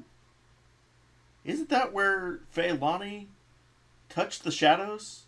Was in Leylon? actually, to be fair, it was like this spot right where you're at. Yeah. If you look over in the corner, there's like the farmhouse where the little is girl. from. Yeah. Yeah. The adopted little girl. Yeah, you guys are like basically. This is the farm? Yeah. Nice. Oh boy. So, Mistakes were made here. and you said the craters were not very far from here. Yeah, we left probably half a day. You know, should be about in that direction. Yeah. Okay, well, I guess we'll. I'd be happy Half a to day take too. you guys in. I know right where it's at. I can kind of see well at night if you'd like my that'd be help. great. But I would like to get Roxana back to the Underdark as soon as possible. That's what it looks like when a Cyclops winks. Eyelid was so heavy it moved your whole head. Oh, Sure. Well, sure. If you don't mind guiding us there, we'll. Yeah, I mean, I can see really well at night too. Hey, pro tip for the Underdark. I hear these people up here have like jars of this honey stuff that they put on this bread. So we should get some of that and sell it back down below. I'm just saying. Commercial That's a great empire. Wait a minute. If they've got this fort that they're taking us to, maybe where do you get this stuff from? I think I they don't said know. they get it from bee buttholes. No, Bee actually, butt? What the bee? I think bees spit it. They don't Yeah, they don't shit it. poop it. Oh, well, I don't know. I mean, I'm new to this place. We don't have bees. You don't have Sure, bees we in the can. How Underdark? else did you spell Stone? Oh man, that was I so think they next mean level that the comedy. bees- And I did not get it.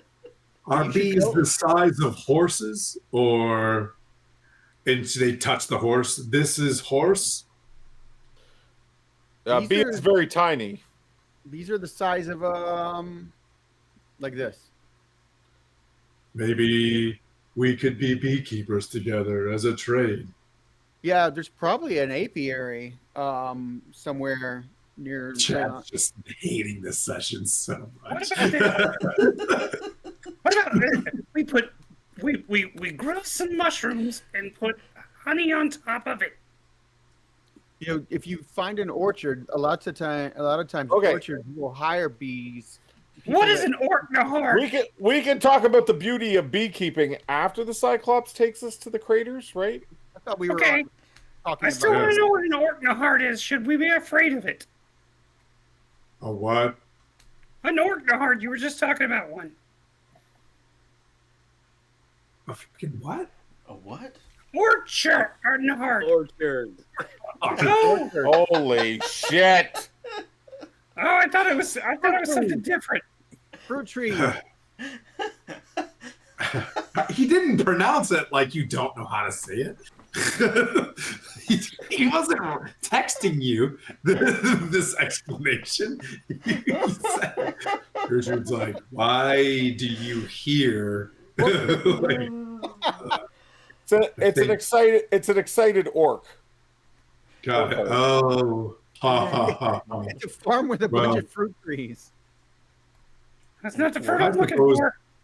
We could take you back to Lady Gariel and those 3 knights that came down from Helm's Hold to get her. They said that they needed some help restoring. They needed help there. Anyways, Helm's Hold. Perfect. Show us the So- Leon. Help us. pulls the cart out and Roxana jumps in. She's like, Hop in, buddy. Yeah. Yeah. I like the canon that we've created for deep gnomes. What they sound like.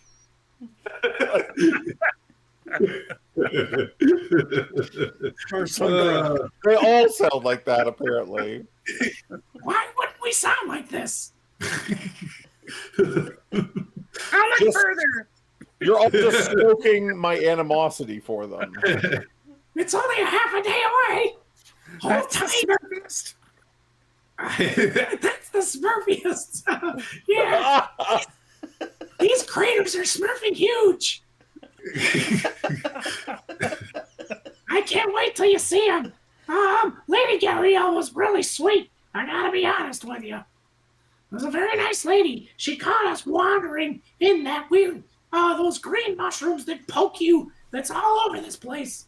I was rolling around in it for a day, and then she told me it was just called gross.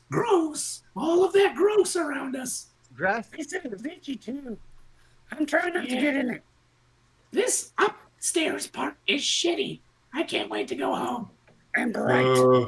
It's not so bad. We could have a wonderful living up here. And they keep walking. This goes on and on as Silas dies on the inside and suffers one level of real world exhaustion. You see in the distance one roaring campfire as you guys get closer and closer. The moonlight spills in fractured beams through the drifting fog, turning the outskirts of Leylon into a bleached and haunted silence. At the edge of the ruined shrine, a lone oak, blackened by some past fire, stands like a skeletal sentinel. A cleric of Lathander is bound to its trunk in half-rotted hemp, wrists chafed and a holy symbol torn from their neck and dangling uselessly in the dirt. I'm sorry, the cleric of Timora. The air turns cold, not the chill of night, but the deathly vacuum that precedes something wrong. Shadows pull inward as if sucked through an unseen tear, until they gather into a single shape, tattered, drifting, and impossibly thin. A wraith floats inches above the ground, its form writhing like smoke caught in a storm. Where a face should be, only a hollow darkness glares out, illuminated by two embers of sickly green light. As it glides closer, the cleric's breath turns to frost. The wraith speaks in a voice that you can only hear in a muffle, as if interrogating this lowly, emaciated woman. His head bows. It's like the light of the campfire retreats, or this roaring fire beneath the feet of this cleric retreats from the wraith as it touches and touches and touches this screaming cleric in front of you. Let me change mappies. That's not good. No. Torturing clerics? I Lady mean, Gariel. some Friday nights, I'm just saying. Sounds like a new band. Torturing clerics or some Friday nights? Or both. Well, one's the band, one's the first album. Yeah. Oh, I love that. We've got a Cyclops with us. They can't possibly beat us. Unleash the Cyclops. I'm sure we'll see them coming. It's still nighttime, and this is kind of what you see here on the map. Behold. There you go. Behold!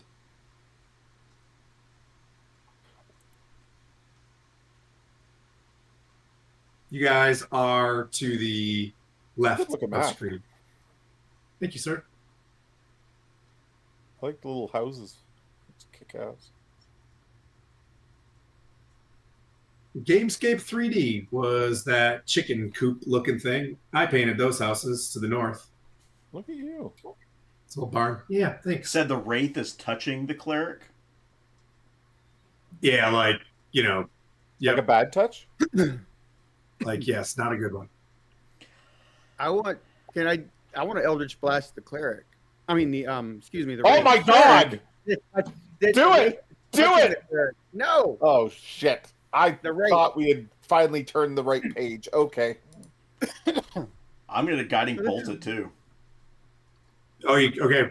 Yep. Just you guys just straight want to. up. All right. So here's your. Yeah. Let me bring you guys within range as you guys just like. And you're gonna stay on horses. And you're gonna charge. 120 feet away. As soon as I'm 120 feet, gow!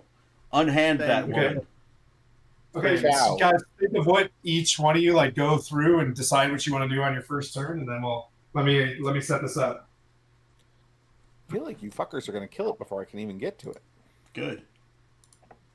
Good? I want to kill the wraith. If it's a full-blown wraith, we could be... Are we okay? Oh, yeah, we're 6th level. What do I care?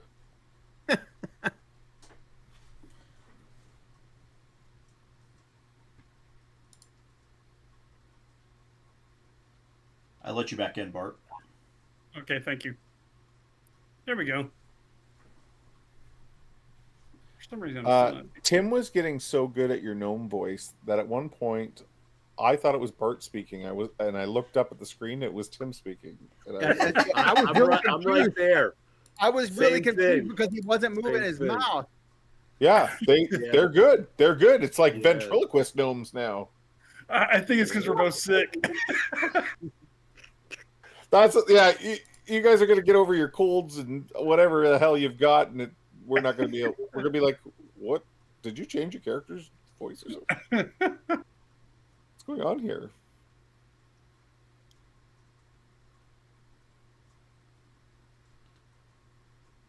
It is pretty awesome that we've made that sort of canon. That's how deep gnomes sound.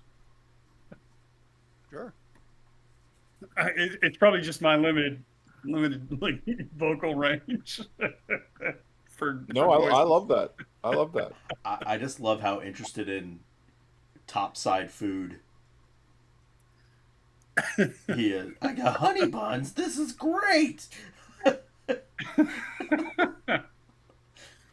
Well, I figured I spent like half of last time like being afraid of the sun. I better come up with a different shtick. It's the light. It's the light. All right, so we'll go around. Cervantes, you're shooting a guiding bolt. You said. Okay. Tantu, what do you want to do? You're on the map there. Okay. So we're definitely attacking. It seems like. Yeah, they just went and just started riding in. That's roughly 100 feet. All right, then Tantu's actually going to draw a bead with his crossbow and let loose, especially with a gutting bolt there. Okay. And then I just want to see if anybody was going to do anything like a buff or something like that, and then we'll roll initiative. Brent, what would you want to do? I'm gonna as soon as we get to 120 feet, I'm gonna shoot with Eldritch Blast. Okay. All right, same. Silas. I'm gonna cast Blast because my fire spells don't do all that much damage on it. So I'm gonna hit Tantu and Cervantes, and we'll go with Ignatius this time.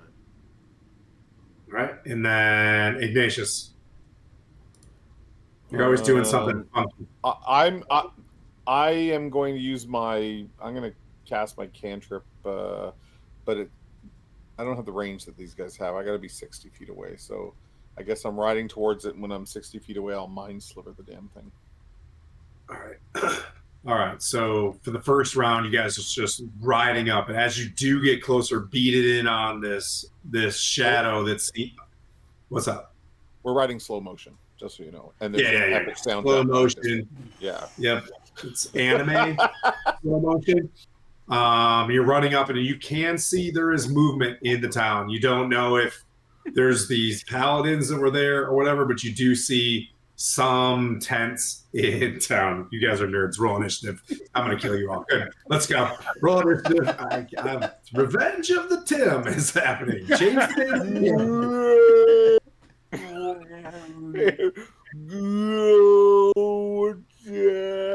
I'm going to smurf you right in the smurf as soon as this happens. My smurfs are swollen. Leave them alone. All right. Anybody get above 20? Oh, I got 24. Ignatius. Okay. 24. Anybody else above 20? All right. 15 to 20. 18. Yeah. Slinky got 18 and Brody got 17. All right. So you're just going to go on your turn from here on out. Okay. It's starting with 5 people, going into 6, going to whatever. Like, you're just going to have to, yeah. All right. So it'll go Silith, then Brody. And then 15, 10 to 15. Ooh, nice. So, who's left? That's me. And me. What'd you get? What'd you Tanchi's get, got Tonchi? yeah, he's having a hard time aiming around Pierre's head. What'd you get, This is my- Cervantes? 5. This is the first time I'm casting a spell from horseback, so it's taking me a while to figure it out. My brain wasn't braining combat. I was doing so much RP that I forgot how to roll initiative for myself. But anyways, so Ignatius, everybody just darts off. Pyro Club, thanks for the raid. We just started initiative. It was just glorious RP. My Shakespearean accents are gone, so you missed out on the good stuff. Yeah, it was acting. So they're all spiced up and doing these things, and Ignatius, like, you get the bead on what you want to do first. So we'll all have you kind of on that line. What do you want to do on that line? Well, I will move forward on my horse. If my horse can get me within 60 feet, I'll mind sliver the wraith. All right.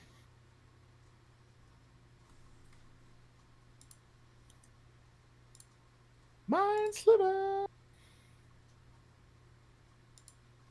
That's 60-ish. We'll put you this nice tree. You like that? You like that tree?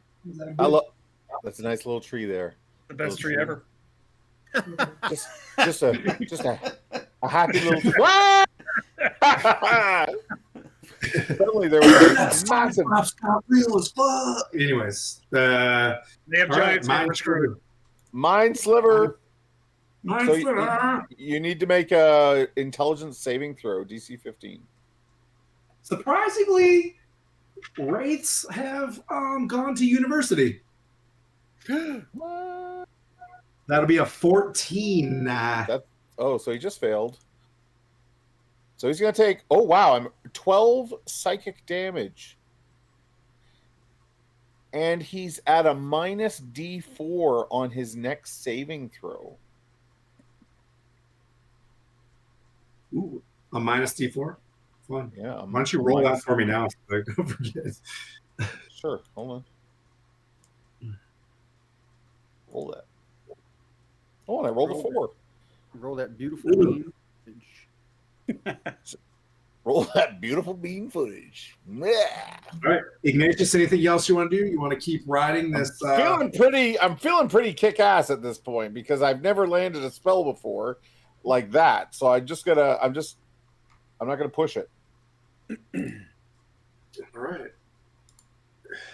I just feel like Pink Pony Club is playing as you guys crest the hill running into this town. Like, it just starts playing, like they're a real violent movies will we play do like kind of have that vibe.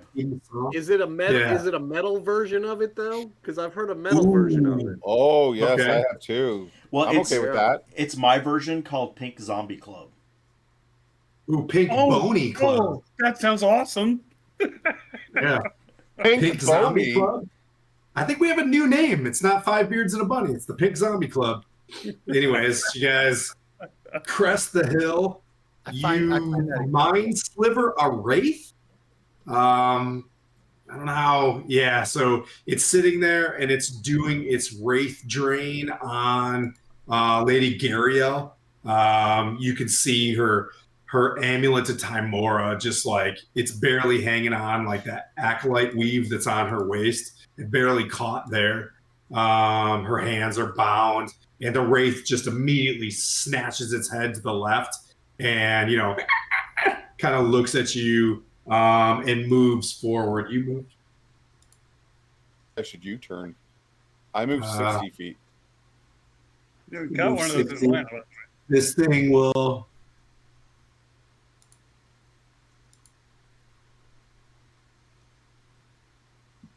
Oh, in its movement, it can fly 60 feet. Bullshit.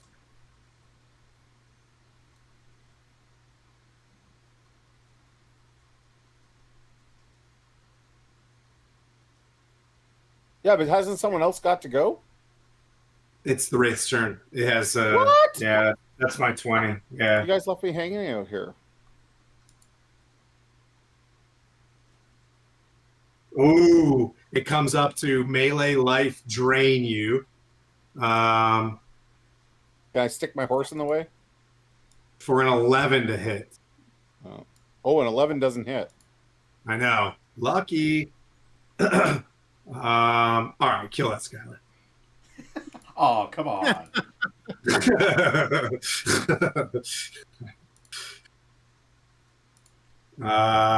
Let's see. Fine. Play the music. Play the war music. That's fine.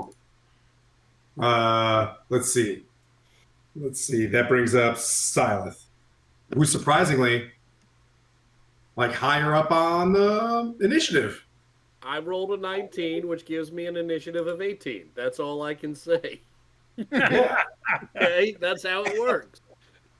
I don't do that very often. So have I already cast Bless, by the way, like at the beginning? Was that why you were asking if we were preparing spells? Yeah, you cast that. Okay, so I'm going to rush my horse up right next to this creature. Okay. After seeing him do that little mind sliver, knowing that perhaps this creature is in a more weakened state, as I'm furious at what it was doing to Lady Gariel, and I get right up to it, and I'm going to do Word of Radiance. Okay. So that's going to be a Constitution save of 15. Poor Wraith. Poor Wraith. Oh, no. And it's at -4. It's at -4. Yeah, and I scream out like I'm angry. With furious anger. With a +3 Constitution, that's a 15 -4, 11. Okay. We're going to Give take it the goods. Give it the goods. 8 points of radiant damage. As I'm like pointing at it and just yelling.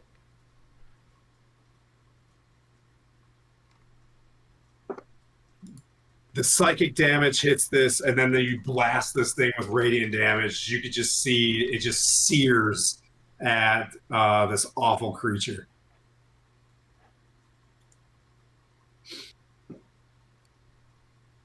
Is that all you want to do, sir? Yes. Brody and Slinky. All right.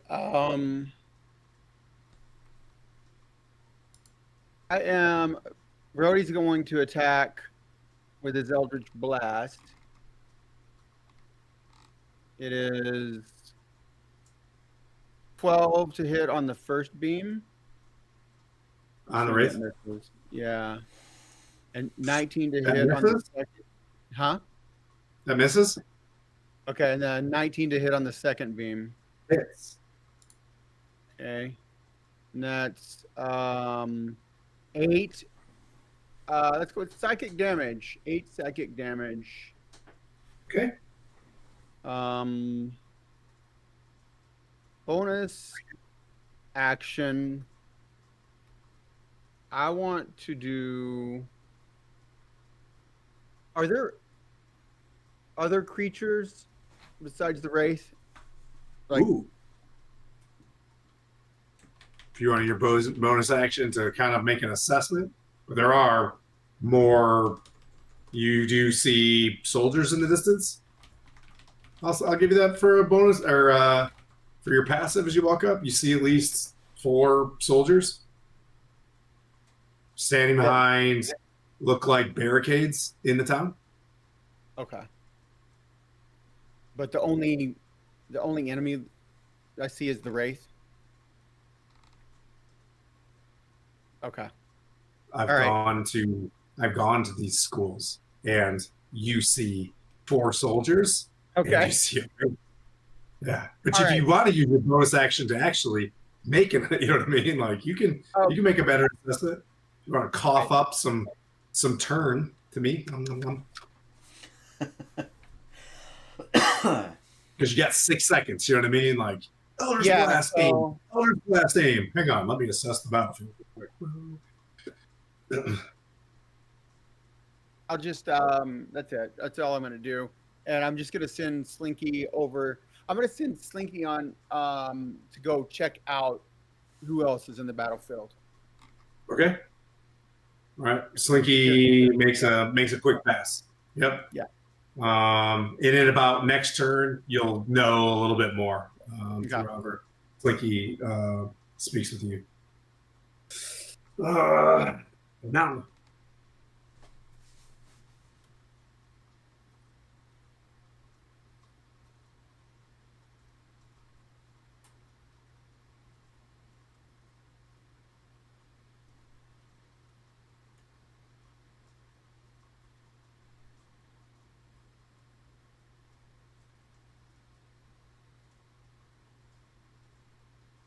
Pink Zombie Club. Sorry, You're it's not welcome. gonna get old. You're welcome. If you guys want to listen to Pink Zombie Club, check me out on Suno. I may have to hit you up for that because I got a Christmas special I've got to work on. Do it.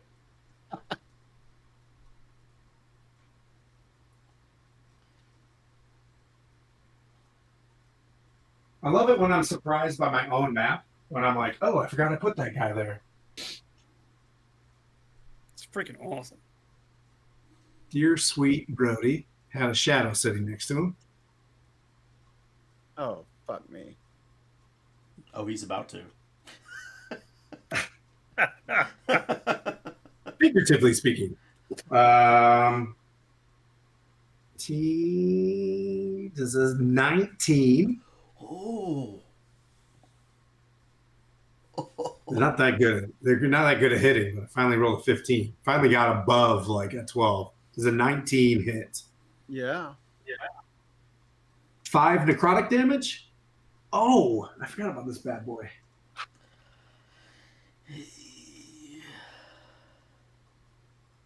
And your strength score is reduced by 2.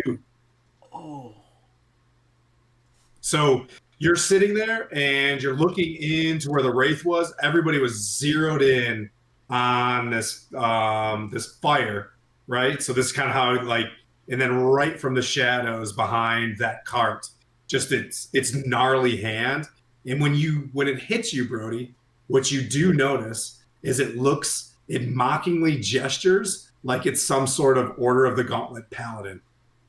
Like that was the last life it took. From behind it, you see, and now, you know what I mean, through Slinky, you see that there are some Neverwinter soldiers, and Paladin, like the 4 Paladins, are like dead.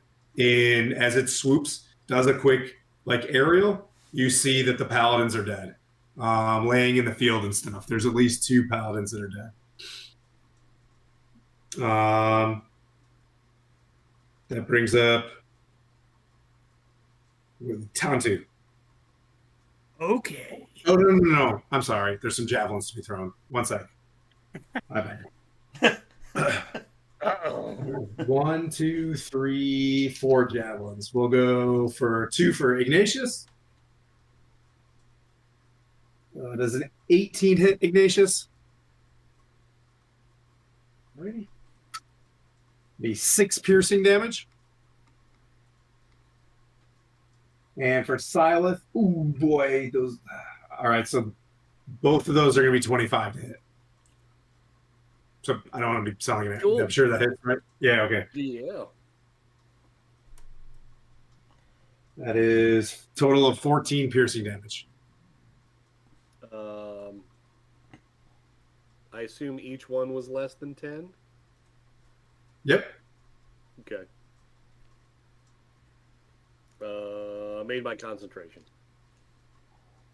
Huh? Oh, you made your. Oh, yeah. Okay. Good night to you. Oh, sorry. I was reading chat. Okay, that brings up Cervantes. Tantu. First. Tantu. That brings up Tantu. Thank you. All right. So the one that just attacked Brody is probably the closest one to me. Mm-hmm. I, rather than trying to continually try to get my crossbow around the head of the squire, I swivel it over and nail the one that's trying to attack Brody. Okay, yep. So you turn and you're going for the shadow. Okay, fantastic. Yeah. And this is your first shadow encounter. So you would aptly go. Are you shooting? You said? Yes, I'm shooting Okay. with my light +1 light crossbow. You saw him take severe like he slumps over in his saddle from like that strength drain. Okay. Then I'm going to try to give it both barrels. Okay. So, first one is a 26. That hits. Big And time. I'm definitely going to use my. Sorry, I thought. I'm going to use my dreadful strike on that. Okay. So I'll go ahead and do the regular piercing damage first. So 12 points of damage there. Okay. And the other is 2d6. So Nice. okay. And then 6 points of psychic damage. Okay. And you And get I'm another attack. Yep. I'm going to hit it again. As Hans Gruber said, hit it again. So 18? Did Hans Hits. Gruber say that? He did now. Hit the tank. No. Yeah. You made your point, Hans. Let him pull back. Hit it again. Thank you, cowboy. Hit it. No, he said, hit it again. 8 points of damage for the second hit. 18 plus 8. 18 plus 8 would be 26. Yep. That's so close. So this thing grabs onto you and it rips like that shadow paper, right? As you've seen this before, Brody, when you know it, when you're hitting the shadow and it disincorporates a little bit, like shreds of it come off. You see one shred of it come off and then it just lets go of you and shreds and falls to the ground into like gloom ash as it is dead. Pays to be level 6, I guess. Like, I'll just smoke that thing. But No, wait. No, like that. anything else you want to do, dear sweet? I Taffy? don't think I can do anything else since I'm horseback, so I'm gonna just start putting my foot in the leather strap on the crossbow and reloading it for next round, and that will Okay. be the end of my turn. Okay. Brings up Cervantes. The Wraith came away from Gariel. Is that correct? Yeah, do you see the Wraith there in front of Iggy's horse in the tree? Yeah, Okay. that's the Wraith. Well, If I the can Wraith scooch in. if the Wraith came forward, I would stop casting Guiding Bolt and charge forward to intercept. Okay. And in the process, cast Turnips of Faith Okay. on myself. Okay. Yeah, face the turnips. Yes. Thank you. And then, 2 big swings with the great sword from the horsey on to the Wraith. There, I'm zoomed in a little bit better. No, you're good. I just wanted to make sure I understood that the Wraith came away from Gariel. That's all. Yeah. So that's 14 plus 7 plus 3, 14 plus 10, so 24. To hit the Wraith, so you came up Yeah. on the Wraith? Yeah. Okay. 24 for the first hit. That hits. 24 for the second hit. That's hits. And that's going to be...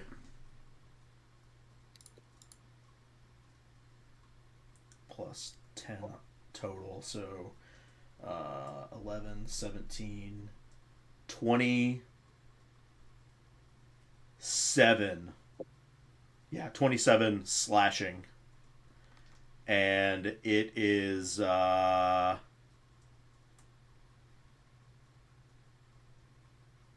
wait. If my attack roll with a great... Oh, that misses. Never mind. So 27 slashing. Okay. Anything else? That's it. And I am up on it. You think that was a good shot? Watch this. Let's go, Gertrude. And you see Gertrude grab Roxana, or did I get those names right? Yeah. Wait, Gertrude. Yeah, Gertrude grabs Roxana, and you just hear boom, boom, boom, boom, boom, Get those ghoulie bastards. and they run past the like the red house, and you hear some basic like twanging of slings, and it's just a ruckus. NPC things are happening. I love it. Fantastic. A I swear Cyclops. Bart started to talk, but it was Tim. A I looked right up at. I looked right at Bart's It's face, and there was no mouth. Indistinguishable. Movement. I was like, Indistinguishable. "Damn it, He's a natural mimic. That brings up Ignatius. Okay. My horse is in that mess of things there, right? It is. Yeah, you're right here. The wraith is still there, correct? The wraith is still there. Can I'm gonna swing my sword. Swing your sword. Swing it. And I Your think snap. I can put with my pact of the. I think I can make this a different weapon damage. Yeah, I can make it radiant damage with my pact of the blade, so I'm gonna do that. Okay. Okay. Okay. Okay. Oakley dokley. A dirty 20? That hits. The wraith? Yeah. Yep. Do I have a friend threatening that I would add my sneak attack damage to this? Yeah, it's surrounded. Yeah. I love that. I love that for you. I gotta roll sneak attack. I don't know why it doesn't have that on my bloody thing here, but it doesn't. It does not. Anyway, so I'll just manually roll it here. Okay, so 11 radiant and 5 sneak attack damage, so 16 damage. 16? 16? 6-7 damage. And how would you like 6-7? to kill the wraith? Oh, I just feel like I like plunge I plunge like this glowing radiant sword into his face. I'm like, I am no man. Oh, nice. Nice. It's like we've heard this from somewhere. That's No so weird. man can defeat. Copyright infringement brought to you by Stronghold. I am no man. I'm half a man. I'm a halfling.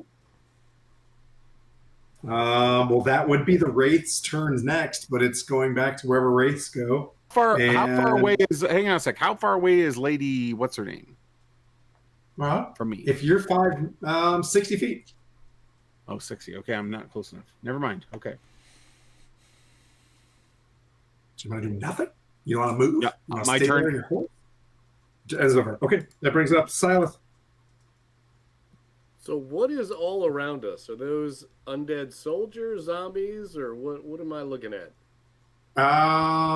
They look like soldiers. If you see them, they look exactly like the soldiers that invaded Phandalin when you were in there, that caused a ruckus. They have how Hawkeye has those black eyes. They look like dudes with straight up Loki black eyes. Do I get the They sense that they're exude undead? frost and cold about them. Okay, so I'm gonna go over to where Lady And they Gary threw is. javelins at you. Also, Okay. just yeah. So I'm gonna go over to Lady Gariel with the horse. Yep. To avoid opportunity attack, you're gonna skibbity on over there. Gotcha. Yep.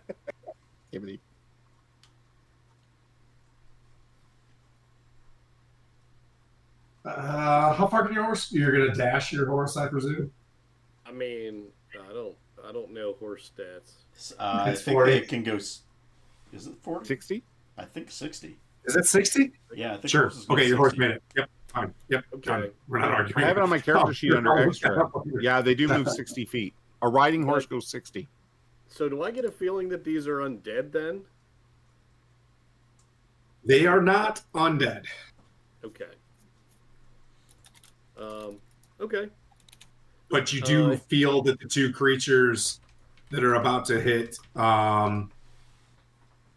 Gertrude are. You see two like definite looking zombie things moving towards Gertrude. Okay.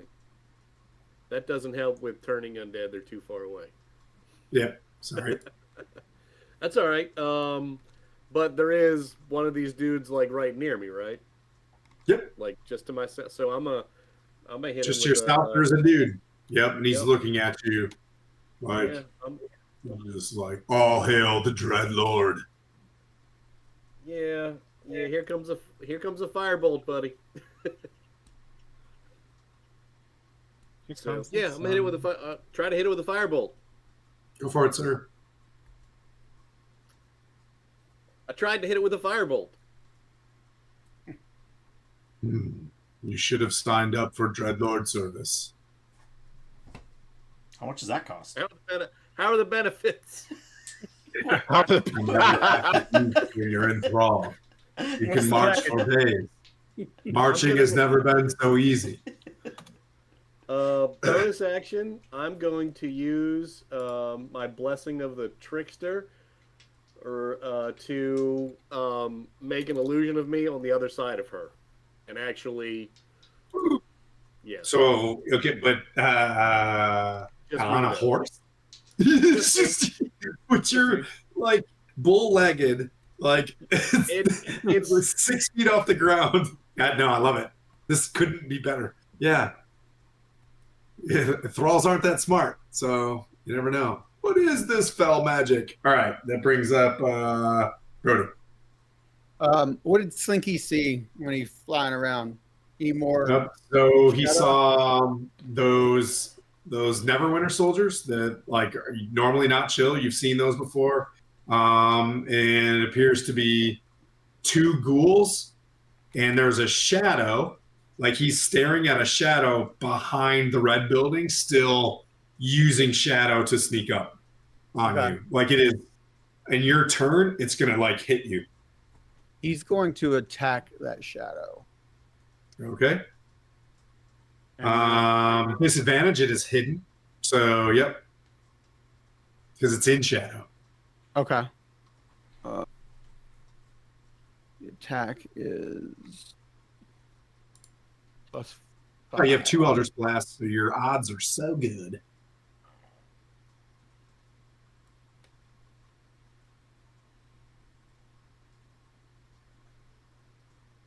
First one is 17. It's a Second. shadow. Well, that's the first roll. You said disadvantage. Yep. Let me roll one more time. Oh. The next roll is 23. So yeah, that hits. And that is plus 5 to hit, and it does 7 piercing damage, which I can change to radiant. No, that's not 7. I have to roll it. Sorry. 1d6 plus 3 piercing. And so I'm going to change. That's a 5. That's 8 radiant, because I can change that to radiant. And then also that is the poison damage, 2d6.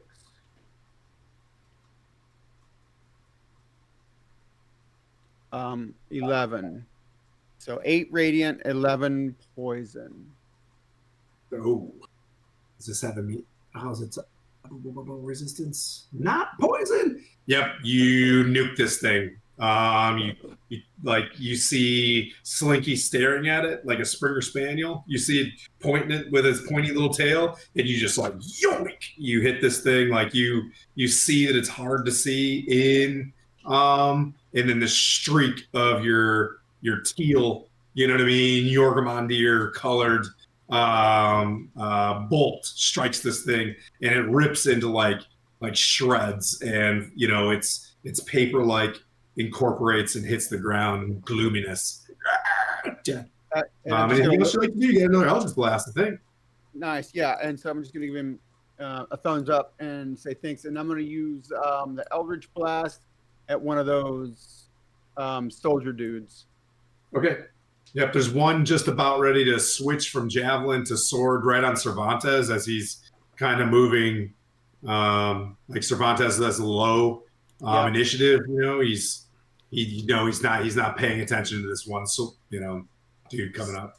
17 Not on to the hit first the horn. bolt. 17 on the first bolt. That misses. And 20 on the second. You only have 2 bolts. You only have 2 bolts. You already shot one. No, I haven't shot one. What'd you use to kill the Shino? That was Slinky. He does that on my bonus action. Oh, he does what? Oh, okay.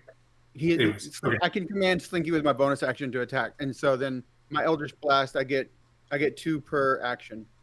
Okay. And so that is 11 That's points. pretty strong. Slinky's pretty strong. Holy cow. He's an 11 points of psychic damage on that soldier that's next to.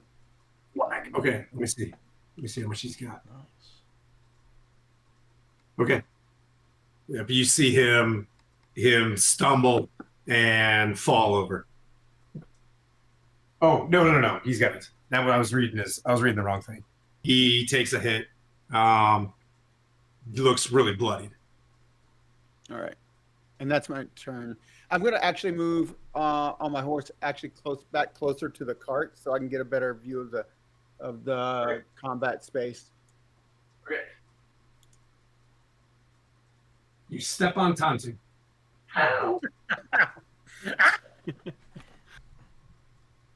Always underfoot. You hear ghouls and Gertrude and Roxana just going blow for blow to your guys' north. Yeah, take that. Get him, honey. And then, it moves around. Let's see. That brings up soldiers. 1, 2. One's going to take a swing at...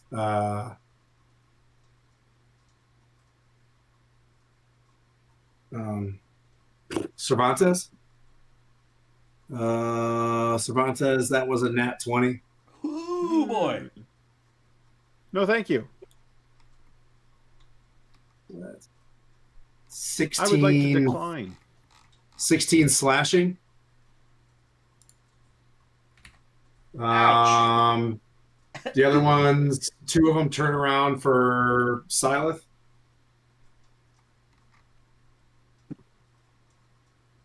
The highest was a 15 hit. Nope.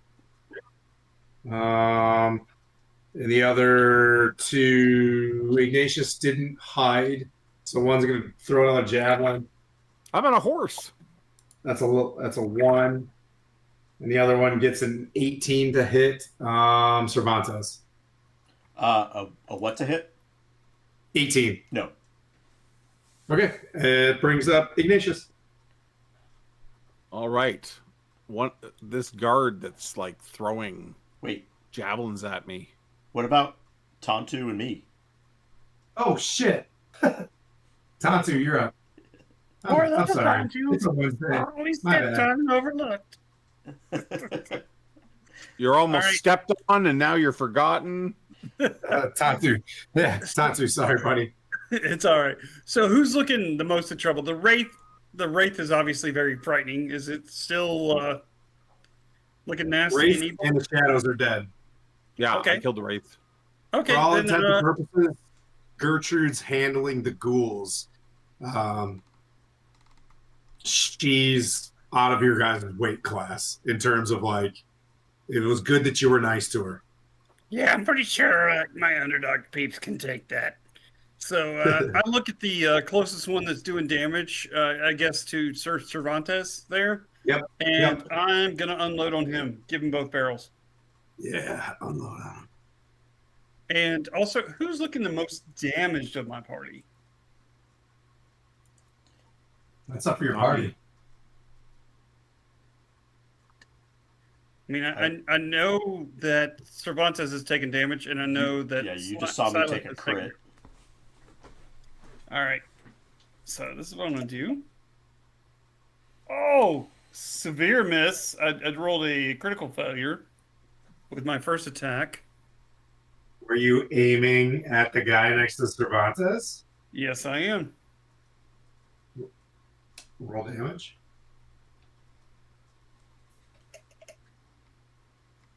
$11. Oh my god. It hits me. Hi. Sorry, buddy. Yeah.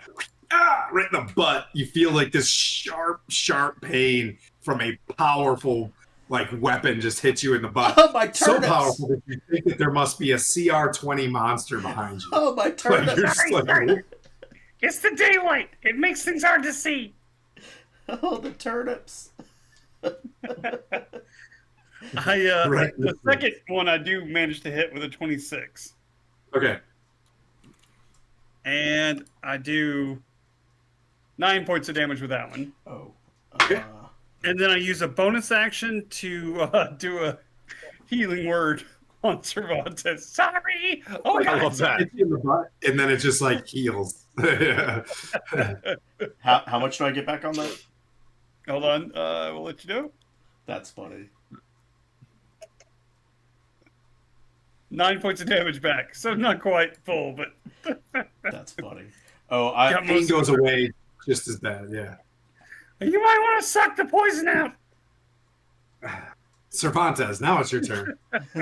You've been abused. He's got a turnip for that. But you're on a horse and you can swag soldiers. You can be up there just yeah. So first off, I'm gonna use the guy that critted me.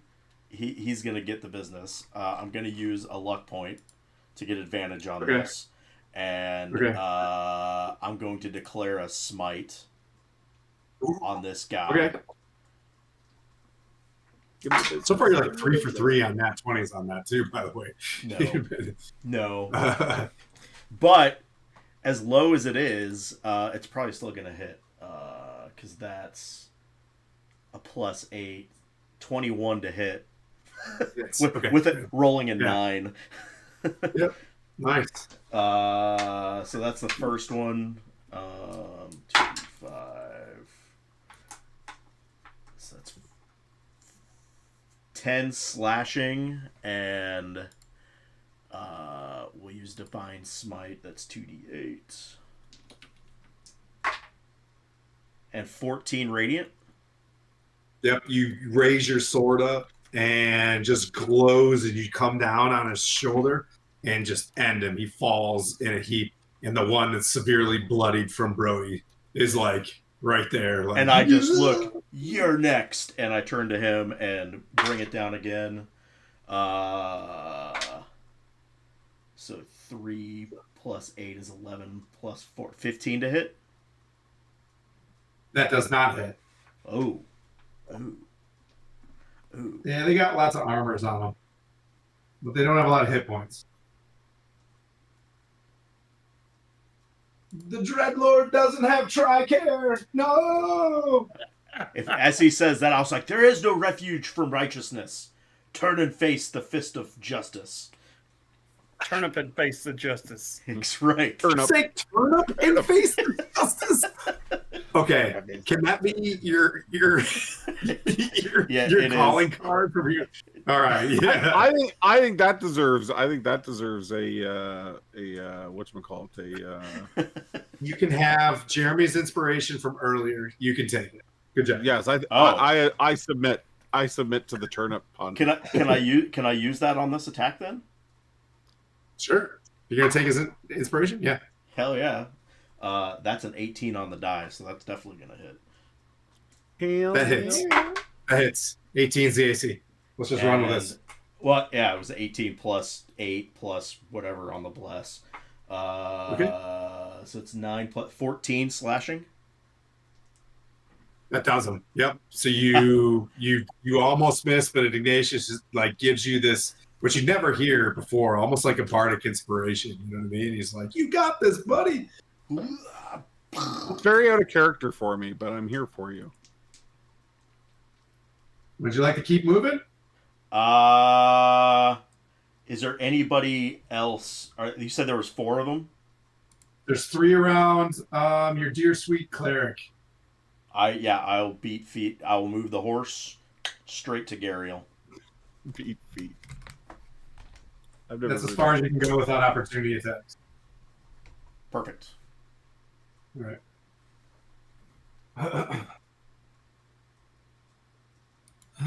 You do see her. She's listless, kind of just like laying there, but you know she's just kind of like, and Silith, you see her clutch her holy symbol, like she's not been able to do anything, and she's just trying to get anything out of it that she can to stay alive. It brings up Cervantes. Wait, it brings up. I just went. Ignatius. Okay, are we sure? Oh, hush. Yes, I don't want to take anybody's turn. I'm not criticizing you. I just want to. Okay, I'm going to ride. I'm going. Is there any of the cards left? I'm trying to see in that mess there. I'll scooch in. Yes, there's 3 around. Silith. Okay. Yeah, if I can get in there on my horse, I'm going to do that. Okay. You get in there. There's, you can go left or right. There's 2. You see where left. Always left. Okay. And I'll swing. I'll say that there are 2. Well, do you want to move to where there's more or less, I guess? Less. Okay. Perfect. Oops, where are you? Because that's the brave thing to do. All right. There's 1. I got a dirty 20. Hits.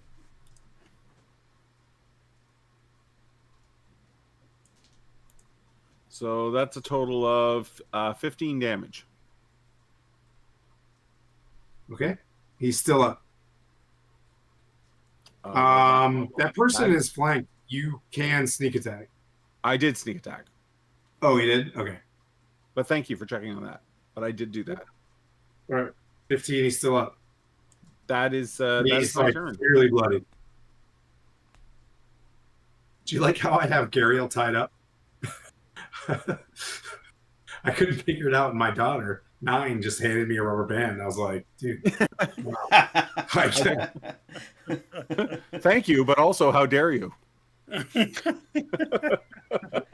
I do this really in my room I do this in my room all the time. Here. With dolls and stuff? Yeah. Oh, no. There's a 3-letter agency that you can work for. You're apt for. All right. Who's next? Ignatius. No, I just went. Silas, you didn't get skipped. Did you get skipped this round? No, but I'm after him. You're after Ignatius. I just went. So it was. Yeah. So it'll be Silas next. So I'm surrounded. Okay. Perfect. Word of Radiance. They can make Constitution saves. Nice.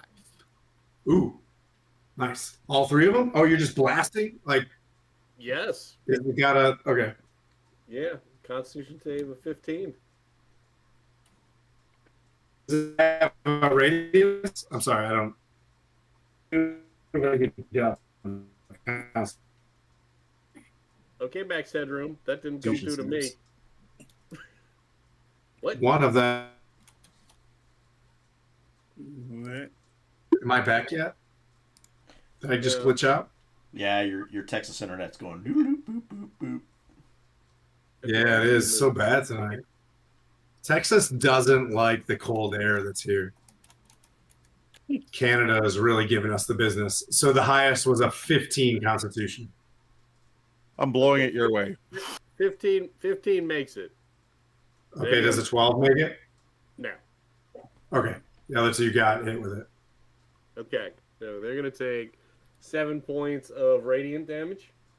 One dies. Yay! Hell yeah, AoE, baby. Yes.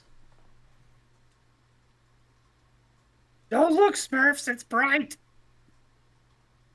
I'm really gonna miss you.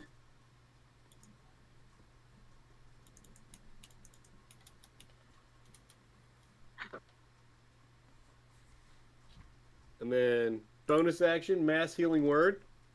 Yes. Boom. So that hits up to 6 people within 60 feet. Lady Gariel, myself, whoever's injured, like. You hear, Succulent, my feet! And she looks down and her feet are just like blackened from flame. It's only 6. I rolled very poorly, but it's still 6 hit points. Yay. I'll take 6. That 6 is better than. The flames are doing 66 per round. Help! Help! Help! I'm being impressed. All right, that brings up Brony. You're on the map there. You're off to the left. I'm going to aim at. You know what? So is she tied up to a post that's tree. Yeah, the tree. And the tree's not on fire, but it's like stuck into the base down by the fire, right? Yeah, it's some magical plot way that she's tied to the tree. The tree's not on fire, but she's hanging just right. Okay. All right, I'm gonna shoot the tree with my You want to get it to fall over? yeah, Fantastic. with my Eldritch Blast. It's just about in the next round to catch the pyre on fire, 27 to hit the tree. That's what it hits. Tree. All right. And that is 14 points of damage on the tree. Tree falls over. She takes 2 bludgeoning damage, but she's no longer, being scorched alive. She lays off to the side. And then I'll shoot at one of the soldier dudes that's right there surrounding everybody. Okay. There's 2 right there. 22 to hit. Hits. And that's 12 points of psychic damage. Pop his helmet straight off like he just falls over dead. And then I'm going to command on my bonus action Slinky to attack whatever he sees. Okay. He flies over and there's one more guy left. All right. Then he is going to. It's +5.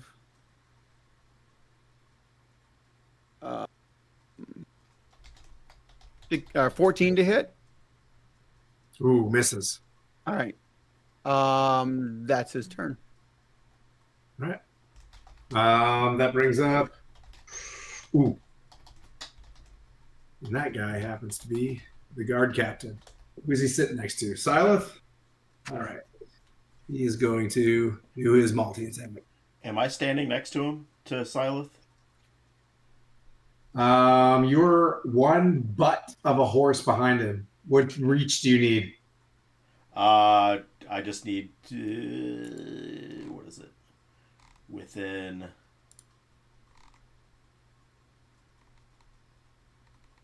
Where's intercept?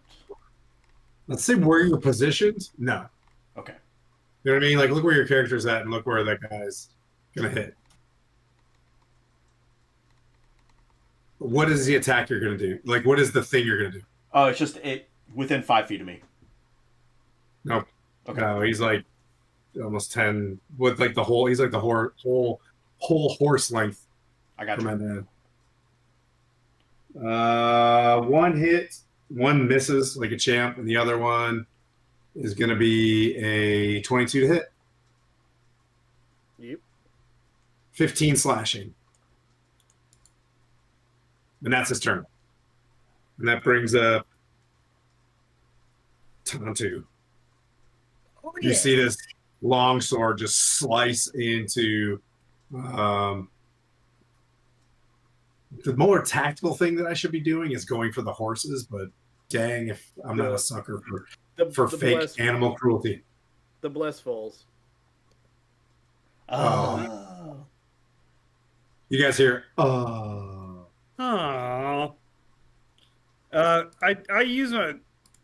Can I use a bonus action to kind of glance around and see who's in the worst trouble? In terms of damage? No, I mean just Pilot's like the only who's one. surrounded by You the see- worst combat. No, you see a ghoul like fly across the map and like hit the crater, and Gertrude's just kind of sitting there, and you're like, Ah, great job. and then the only thing that's left is that one guard captain. All right. Then, You got this, buckle up, buddy. Buttercup, because here it comes. Giving you both barrels. Both barrels. Kapow. So dirty 20 for the first. 10 Hits. points of damage. Okay. Another Oh, man, dirty this is- 20 Nice. Hits. for 11 points of damage. So 21 points of damage overall. Okay. Doesn't look bloody. Guy's still going hard in the paint. Wow. This guy's awesome. Cervantes. Holds Espada de la Viglia, that's the name of his sword, and just Oh, okay. baseball bat rides up and baseball bats him. And I'm using I'm gonna do this again. I'm gonna use another luck point and call a smite. Okay. Did he need a sword? 26 to hit. Yes, that hits Tiamat. And then It's Tiamat. What's your point? What's your point of reference? That is a Tiamat strike.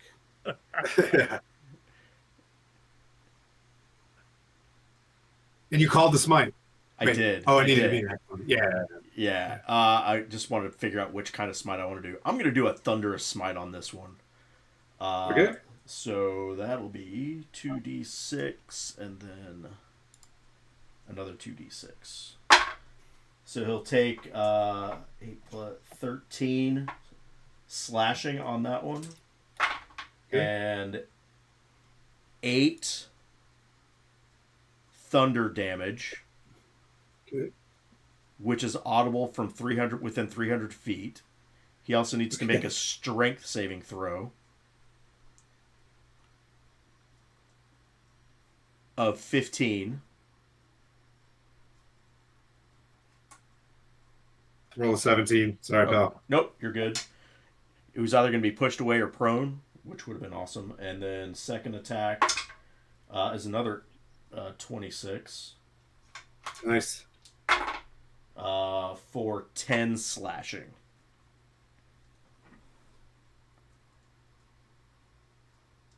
He's still up and staggering. He looks bloodied now. That Feel the brings up- turnips, feel the rhyme. Come on, everybody, it's tier time. Oh boy. Ignatius. Oh boy. Okay. Can I get my horse in on that last one? Go around? Yeah, 60 feet. You can do like, yee-hoo. Yeehaw! I never knew I was a cavalry guy, but I'm here for it. Okay, I'm gonna swing as I come around. I gotta start killing these horses. Don't you dare! 21 to hit. It's Aha! A total of 20 damage. What? 20? Ooh. In the words of the Goblin King, that'll do. How do you wanna kill? How do you wanna? Oh, I feel like I just ride by and like slash it right across the back shoulder blades as it didn't see me. Yeah. It didn't see Do me you doing the wanna circle what? maneuver, the pincer maneuver. Yeah, so Cervantes just blasts this dude twice, across the body, and you just swing around and just slice the back of his neck, and he just slumps over dead. Chink, chunk. Lady Gariel is on the ground. Oh. Oh. Combat is ceased. Gertrude walks up. Oh, the nice lady. Yeah, we should Maybe we get should her. get the tree off of her.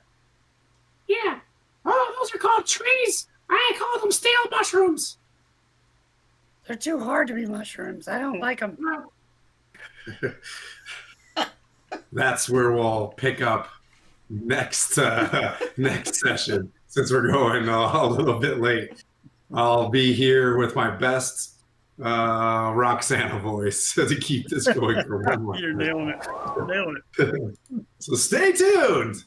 In 2 weeks, we'll be back. And thank you. so That much for tabletop all the looks raids. awesome. That's a lot I of think we work. got 3 raids. Thanks, guys. Thanks. Oh yeah, I made a crater. You guys see the crater? We just have to at least look at the crater because I'll kill the map tomorrow. But everybody, Crater. Yeah, Look we at can my actually get crater. to the crater. it's right there. You want to walk up to it? But I mean, we didn't get in it. You Where want is to it? get in the crater? I mean, doesn't everybody? Oh, jeez. Where is it? It's right there. Oh, there it is. Oh, nice. Isn't that cool? Gee, a thick crater. Where do we want to raid to tonight? That's the question. Who's up? Game Let's see. Master Yeah, who's still Eric, Jason Charles Miller, Oh yeah. Vixen. Why can't I see?